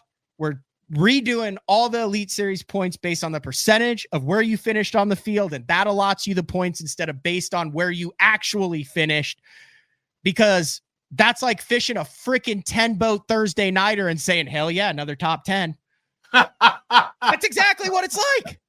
So then here's the next thing that I know is affecting people. So this is, I haven't gone through the PowerPoint presentations or anything, but you have Angler X again, different anglers.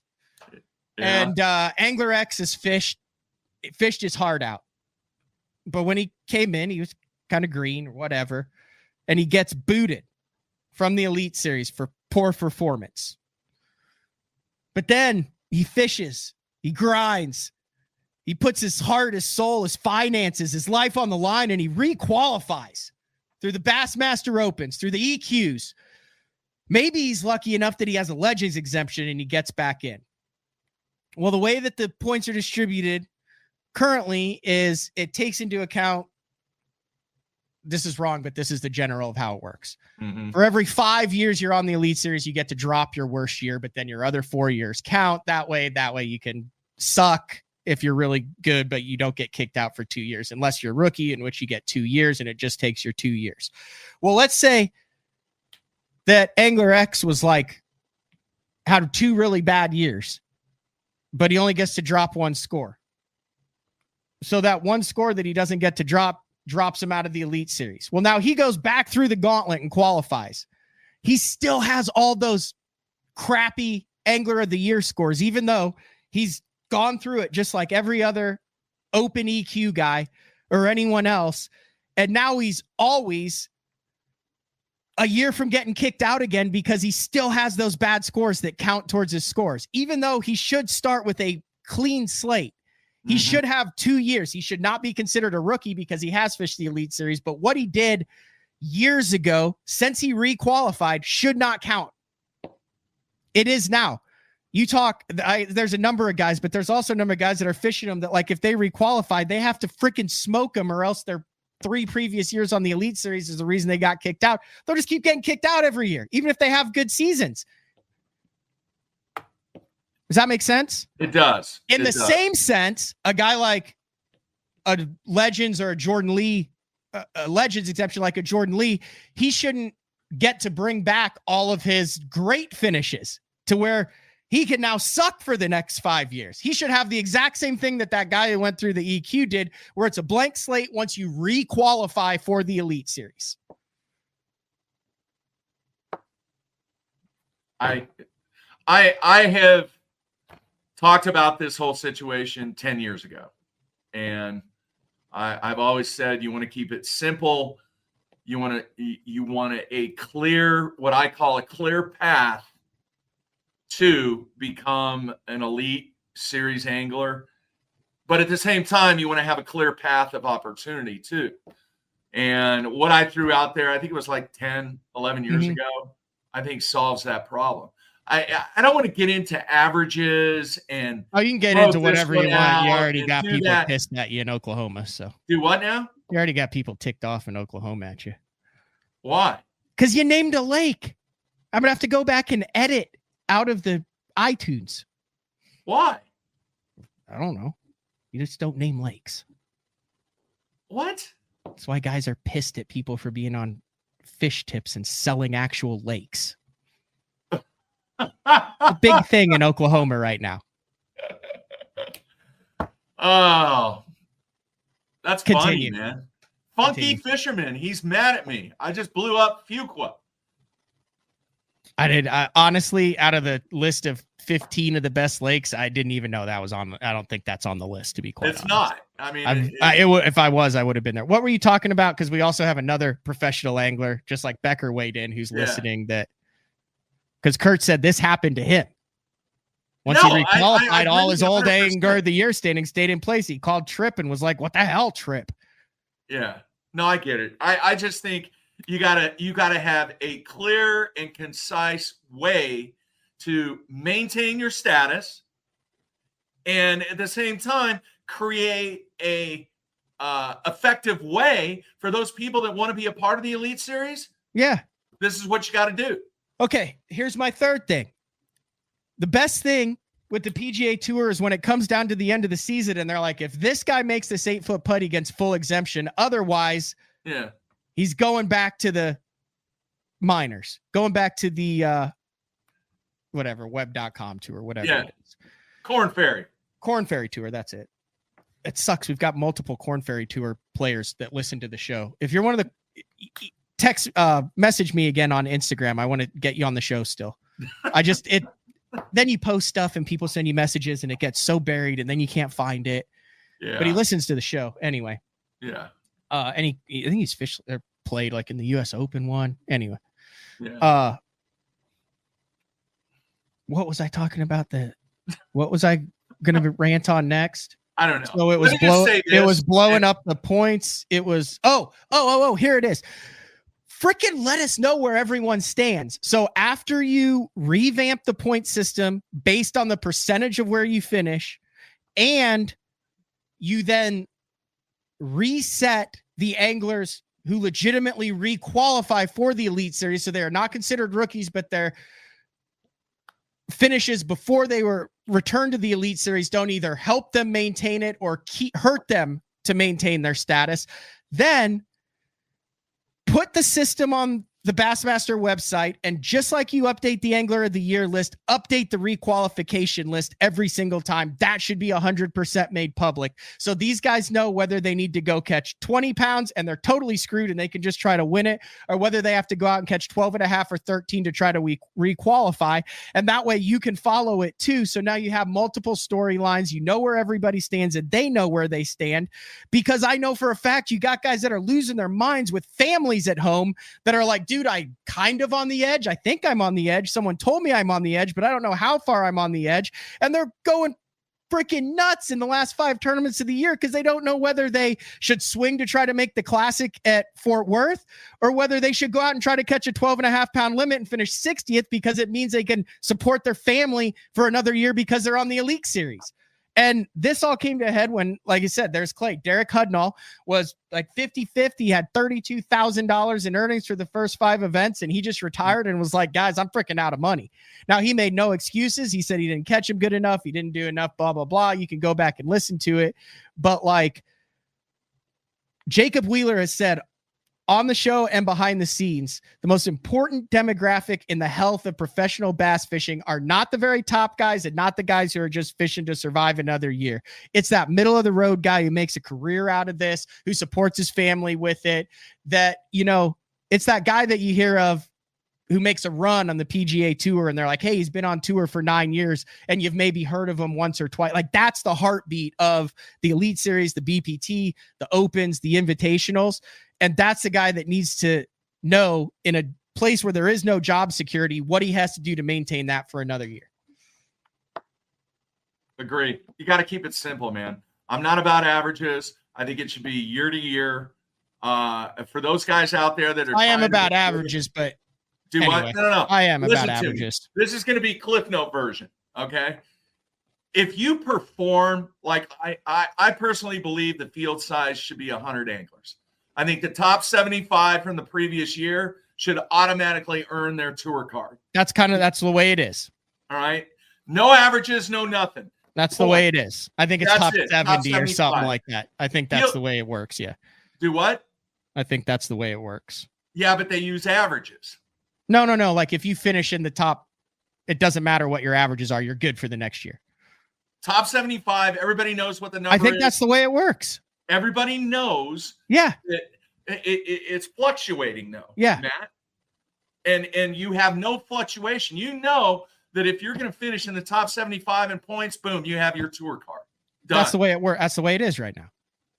Now there's a bunch of different calculations, but right now I'm talking about on the Elite Series. Right. Like, you have them. Is that a Mandroja line? What is that called? Yeah. It's a line. And if you finish above it, you're that. You finish below it. Now you take into your years of if you're a rookie, you get 2 years. The legends don't count. Like, there's also that's not what I'm saying. It's 1 year. Go out, catch them, earn a living, finish in the top. That's BS. No. I don't want to work my entire life to then have to prove it in just 16 days on 8 in 8 tournaments. The 2 years, you need at least 2 years. No. Yes. Dude, if you have to have 2 years. You can't do a single year. Listen to me. If this is what you're doing to make a living and you can't finish in the top 75 out of 100, you know what? You guys go ahead that are out there. You come after me on this one. If you can't finish in the top 75, you don't deserve to be out there. You deserve to get 2 years if you make it there, though. No. Yes. No. Yes. You don't. Yes, you do. This is what you do. All right. If you finish below that 75-point line, you do one of two things. All right. You either have a PTQ for every single event to where if you were below that line, you still have an opportunity every single tournament to make the field. And an example of that, let's say the stops at Toledo Bend. You have the PTQ at Sam Rayburn. All right. 15 guys out of that is going to get in the tournament. It's not about money. It's not about any of that. What it's going to do is, if you didn't catch them, which is what your job is. Can anybody sign up for the PTQ? No, that you have restrictions and guidelines for the PTQs. Obviously, you don't want some dude that's going to go out there and jackpot. I don't want to get into that. I told you it was the Cliff Note version. What I'm you the one have who told to you. do, you have to create a situation to where there's opportunity. Sounds way too combined complicated. With the ability to perform all I'm saying, at a high level. All I'm saying is you've earned the right to get 2 years. This thing is so many, and here's why. Out of every single, let's call this a professional sport, Mark. Let's call this a professional sport. Out of every single professional sport, this is the sport with the most uncontrollable variables. So the longer you are in it, the more variables can be controlled, which then the more talent rises to the top. The cream rises to the top. That is why the Angler of the Year is every single day of competition for an entire season. So if you are one of the top 180 who has worked their way through all these thousands of people to get up there, I want a fair shot where I know there's uncontrollable variables, but I want to be able to remove as many uncontrollable variables. So when I suck and finish 100th every tournament for 2 years in a row, I know that was on me, and it wasn't on the fact that my shift actuator went out, that I got a bad boat draw in a spawn tournament that the 6-pound smallmouth only nipped it instead of ate it. And the more days I have on the water to prove that, the less uncontrollable variables there are, and the more I know I suck and I need to go back to the drawing board, or I can overcome the uncontrollable variables and earn my spot on that tour. And I can tell my sponsors, hey, I'm here for 2 years. You want to wrap my boat? You got me. You want to freaking pay me for this? You got me. It's not a revolving door every 11 months where it's like, well, thanks for paying me 40 grand for 9 months. Now no one will ever hear from me again. You know I'm what? right. Nobody should hear from you if you can't finish in the top 75.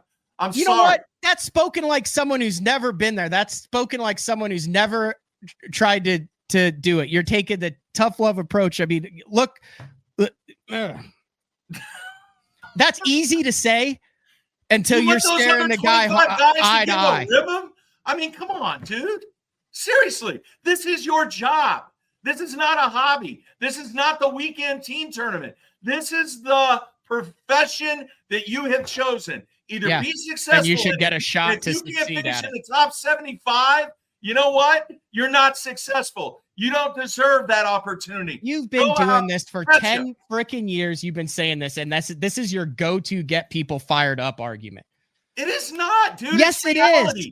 It's reality. See, what you don't understand, Matt, is if you get that opportunity and you earn a spot in that 100-person field, that 100 angler field, then you know what? It is your job and your responsibility to at least finish in the top 75 out of the 9 or 10 tournaments that you fish. I also think it is my right.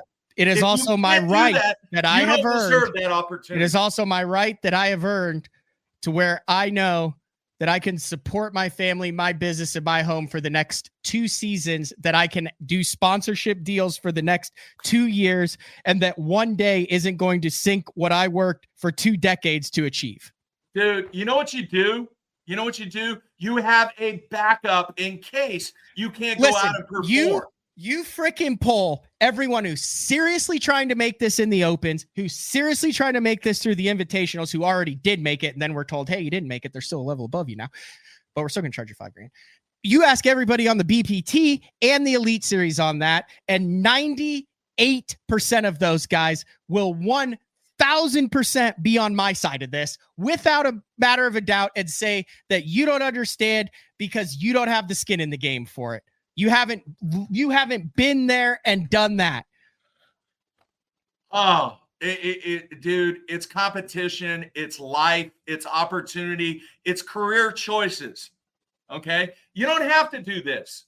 You don't have to do it. You can walk away from it. What I'm saying is, at any competitive level of anything, there are minimums that you have to establish yourself to where it's either profitable or you are surpassing a I 100% agree that keeps it going. And they should get 16 tournaments in 2 years to do that. Exactly like what you said.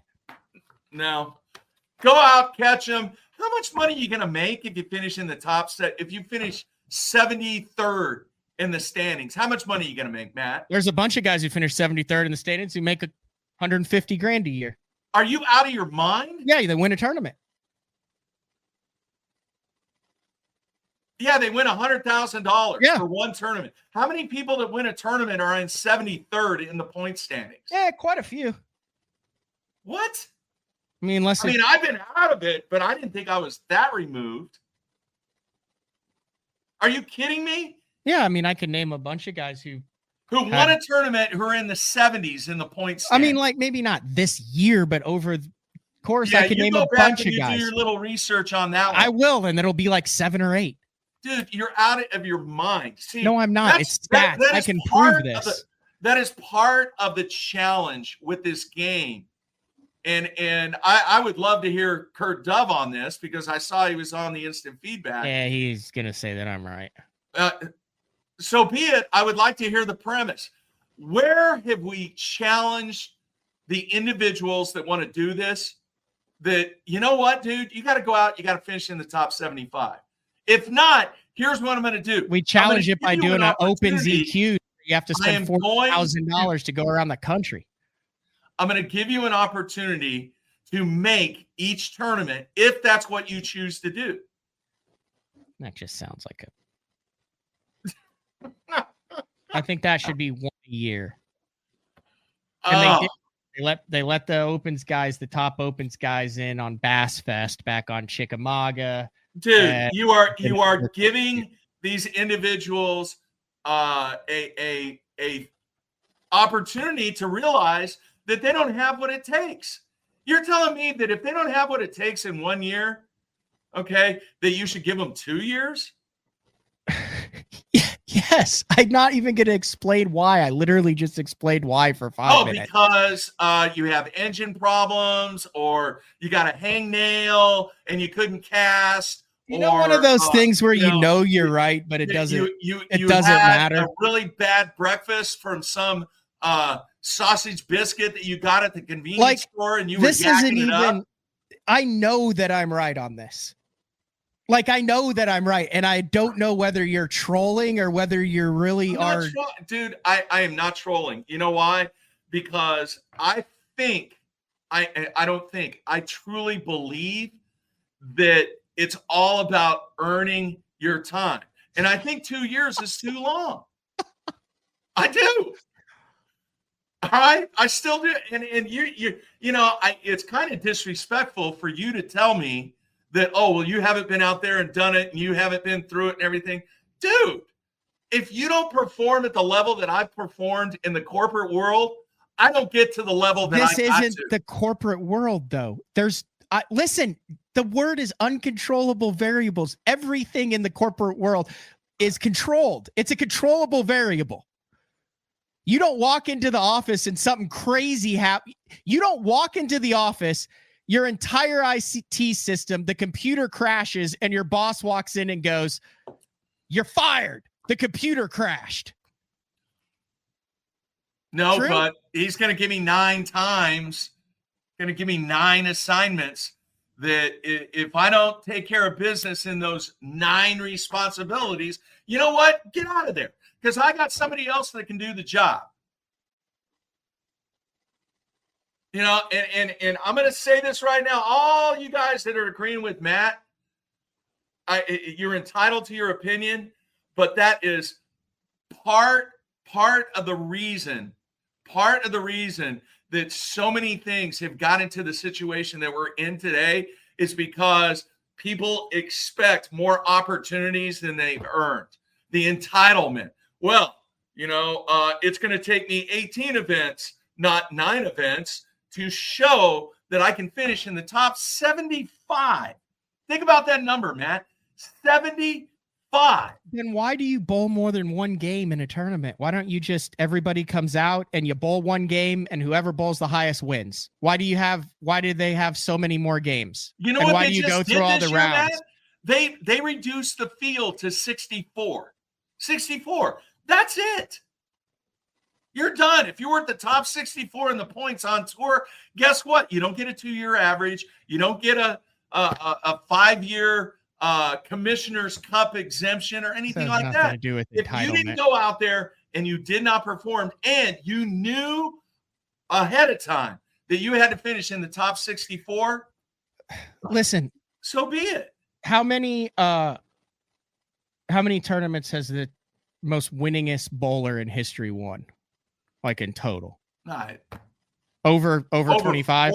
Over 40. Over 40. So twice as much as the most winningest bass fisherman in history. Yeah, but I'm not talking about winning, Matt. I'm talking about finishing the top 75. I'm just saying, all I'm saying is fishing is a standalone example because of the uncontrollable variables. And the more chances you have to reduce the uncontrollable variables and to mitigate the impact of an uncontrollable variable, the better you get a true test of the level of talent of that angler. That's all I'm saying, Mark. I don't disagree with that. And the only thing we're disagreeing is you think that 16 is a big enough sample size, and I feel that 32 is a big enough sample size. If you want to boil it down, that's all we're saying. We're just disagreeing on the sample size. Minimum 16 days, 8 tournaments times 2 days. I think 2 years, 32 days. So we're on the same page. I 100% agree with everything you've said. All I'm saying is The sample size, I feel like is the 32 days is a much better sample size to get the top anglers than 16 days. That's we're literally saying we're on the same page. Do you think guys would fish harder and put more effort into it if they knew that they only had 1 year? No. You don't think that they would work their tails off harder? Guys are working their tails off just as hard, whether it's 1 or 2 years. Trust me. Because they also have seen what has been happening, which is why everything needs to be blown up and redone. So that's just a little sample. I'm not. Do you think the whole first and second part is worth a PowerPoint presentation as to like why and examples of how it works and what Bass could do? Because I do not. We are an hour and 51. I do not want to get through what needs to happen to the rule book. No. Would number one, would you want me to be a part of this? Number two, would the fans want me to be part of it? Yeah, of course you could be a part of it because you're good at this stuff, and I also don't know how to do PowerPoint. So that's true. Oh man, I do respect you. I do respect you 100% at your opinion. I wasn't trying to like come at you personally. I hope you understand that. Like it wasn't. I get it, man. And this was not. Yeah, this was not planned. I didn't want to go. You here. are very, very warm. passionate. Do I look hot? I feel exceptionally warm right now. Like my coffee's gone. I got to take a leak. I wish I'd gotten a water. I'm 2 hours into this thing. Oh, dude. This is part of what I miss. All right. Yeah, it's a good thing to come back every now and then. All right. I will ask the fans this. All right. I've made no decision. I haven't really even thought about it. Somebody asked if I have a bowling podcast, and beginning in September, we do actually have me and another coach have a bowling podcast once a week. It's called Pins on Campus. But at the same time, you know, these Mark After Dark things that have happened sporadically over the last 2 years. If you want a Mark After Dark, maybe once every 2 or 3 months, I mean, I might be able to work that in. I think I need to limit you to 5 Mark After Darks a year. I don't even want to do that many. Maybe 1 a quarter. 4 Mark After Darks a year. Yeah. If they want it.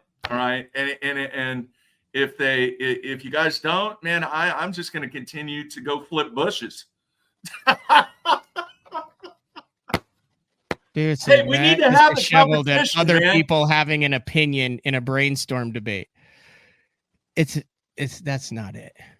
What was that one? He said Matt is disheveled at other people having an opinion in a brainstorm debate. No. It's just that I know my opinion, that this is right. Like my opinion is correct. That's why we work so well together, man. You're new school, I'm old school, but I still. In the other world of sports, no, you're right.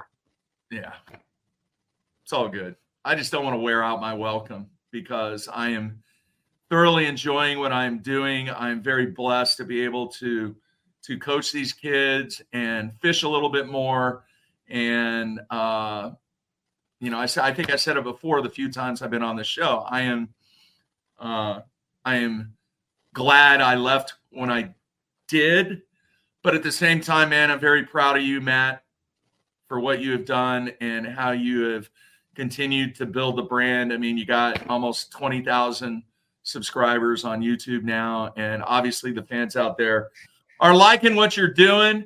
But at the same time, I love the debates because it's as long as you have structure and you have a lack of speculation, and it's more about factual information that has happened based upon history, it's a good thing. And I love your passion about this game. I love the fact that we can disagree and still maintain kind of that father-son relationship in a way. But at the same time, man, keep doing what you're doing because everything you're doing you got it rolling. Thank you. I appreciate it. Can we end the show on a heartwarming story that involves our good friend and BTL regular Charlie Hartley? Yeah. All right. So I get a late night text on Monday night. Or a late night email. An email. I need to find this real quick. Hold on. This is worth it, folks. We're going to end this on a positive note. Okay. So I get a late night. Positive. I get a late night email. And it's from a 13-year-old. He said, I love bass fishing in BTL. I loved your episode with Charlie Hartley, and I need to contact him. I want to fish with him in the local Tuesday nighter tomorrow, but I don't have his number. Can you send me his contact info? I know this is a stranger crest, but I really need to talk to him. And then a picture with holding a fish, and it just pure joy on this kid's face. Well, in today's day and age, I ain't going to go around giving out anybody's number, especially Charlie Hartley. So I messaged Charlie and I said, you cool if I pass your email along? And he said, yup, email him. So I did that. I don't know why Charlie Hartley responded that at 2:37 in the morning on Tuesday. Charlie was up late that night. No, So he was actually getting up, headed to the ramp is what he was doing. I was headed to the office because he knew he had to leave early to fish the Tuesday nighter. Yeah. I'm going to show the picture. I think Charlie would be cool with it. So I don't hear anything. And I'm like, okay, I did my deed. I sent the kid the email, had no idea what it was about. And I get this picture at like 4:35 p.m. on Tuesday. And it's that kid in Charlie's boat. Wow. And Charlie's fishing the Tuesday nighter with him. That's cool. And I said, dude, that's awesome. I want a post-tournament report. He sent me the email where he explained it. He said, Charlie to me was like, yeah, I was a little nervous, like until I actually realized, the kid had fished some tournaments with another partner. His partners wasn't able to fish it. He knew Charlie was there. He listened to BTL. And then I should just have had Charlie on to tell this story. Long story short, the kid had never seen a muskie get caught. And as he's telling him that he's never seen a muskie get caught, Charlie catches a muskie. Wow. So he said he was right up there with him. He was a great little angler. He retied all of his stuff. He was right up next. He said they got to the first spot and the kid goes, man, I really like the hull of this Ranger. Rides really well. And Charlie's like, you're 13. How many holes have you ridden in? But they're best friends now.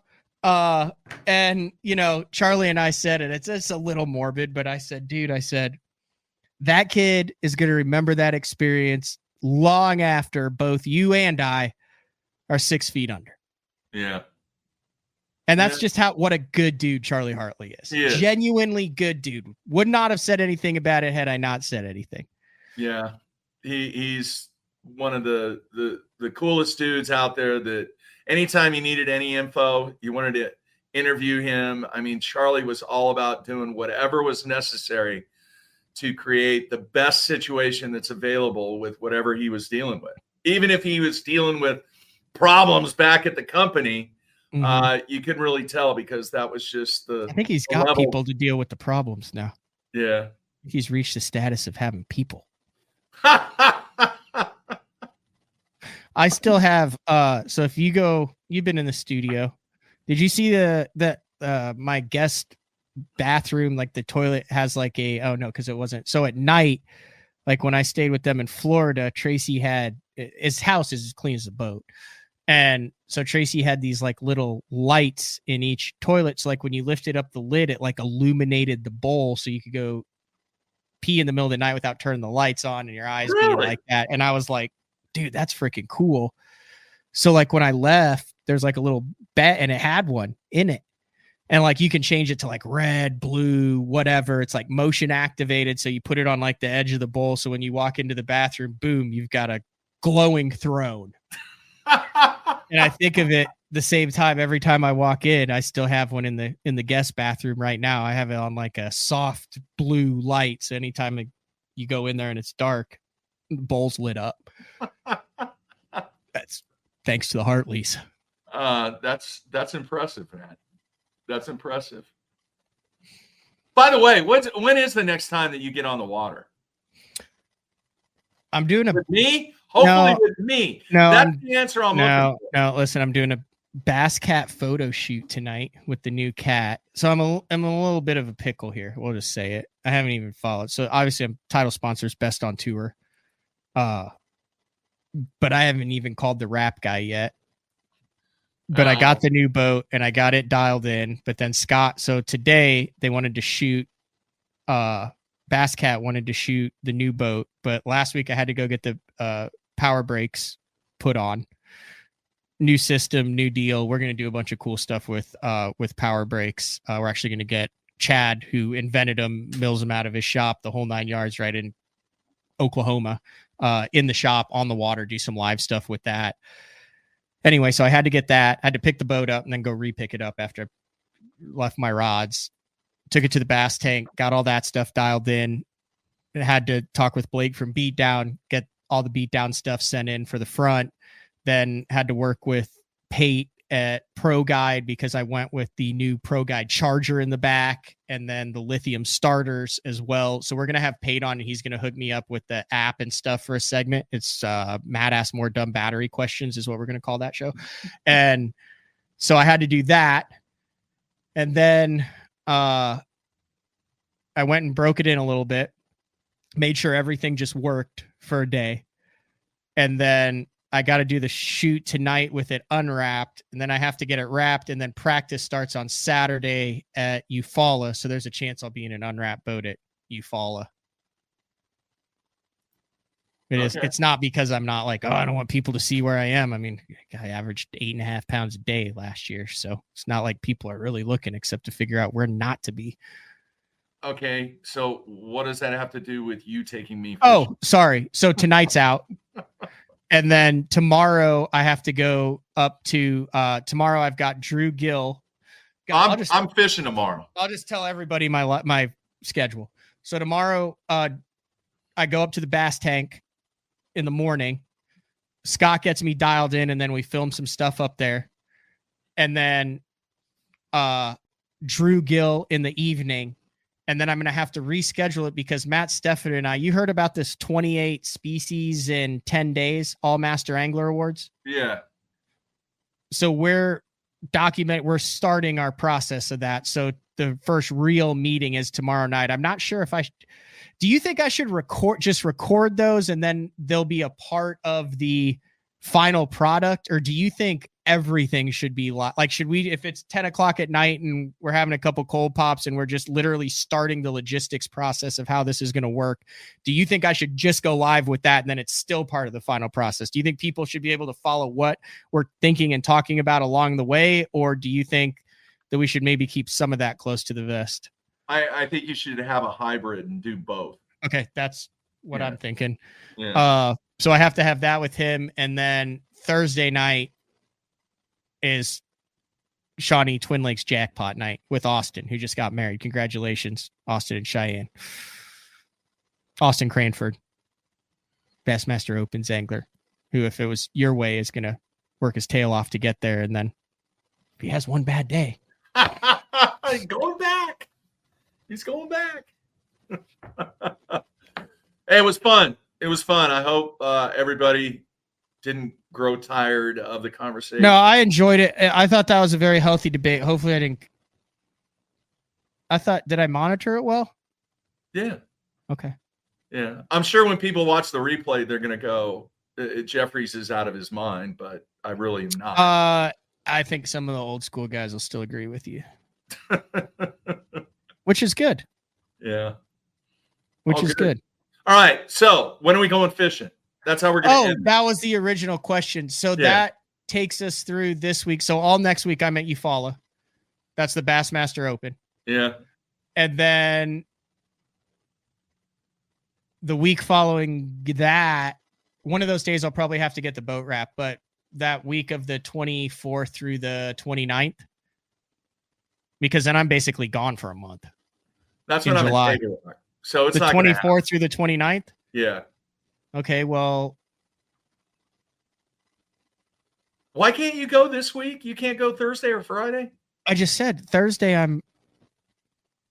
I'm fishing the Thursday nighter. on Shawnee Twin, and then practice starts Saturday morning for Eufaula. I gotcha. So, I mean, I guess we could do it Friday. Do I need to? Yeah. You know what? I need to get my stuff dialed, and then I'm going to be like, I wish I had just told him I had to get my stuff dialed. Yeah, that's fine. You'll get to me one of these days. I'll just keep going with Jack. I'll tell you what you need to do. July.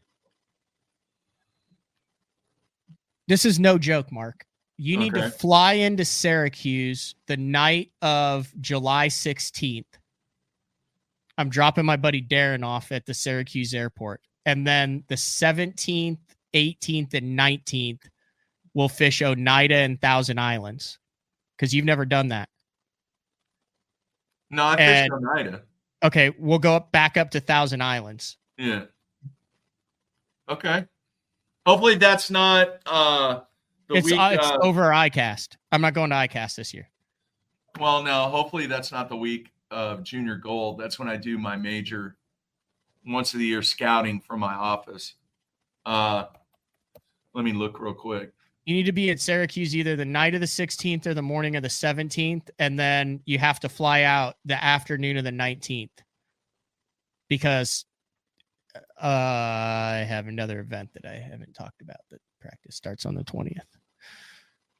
Okay, let's see here. It's a bold strategy if it pays off. Like when? What day did you say? July 16th. I dropped Aaron off at Syracuse July 16th. Afternoon of July 16th. Wait, I think it's 16th, maybe 17th. It's either 16th. Let me see. Round 3. Yeah, I can make that work, dude. Yeah, he flies out of Syracuse at 4:45 on Tuesday, July 16th. So if you can get into Syracuse the evening of the 16th, we'll do the 17th and the 18th, which is perfect. And then I can drop you off on the 19th, and we'll fish Oneida the morning of the 19th, and then we'll drop you off the 19th, and then I can head to the next destination. All right. I will see if I can make that happen. All right. Hey, you got split gassed with me. Thanks for having me on. Thanks, Mark. I enjoyed it. A little bit of old school on there, a little bit of new school. Yeah. Have fun. All right, man. See ya. All right, that was the one and only Mark Jeffries, founder of BTL and the Bass Zone. Don't forget bassforbeckers.com. This is legitimately probably your best chance to win like $100,000 boat that's completely rigged out from Matt Looney, 501c nonprofit. Get your tickets in June. Link in the bio. $25 a piece. I think it was like 10 for 200. 100% well worth it. This is the 5th year that he's done it, and glad to be a part of that and offer that chance to fish with me this fall for either crappie or bass. All right. Wow. What a show. This has been another edition of BTL Bass Talk Live. Tomorrow night, the 11th, 8 p.m. Central Time, Drew Gill. I'm shocked it took him, 5 Major League Fishing tournaments to get the first win? 5 BPT events to get the first win? It's about time, Drew. Drew Gill on to talk about how he got it done in North Carolina. And that's all we got. We'll talk to everybody tomorrow night. See ya.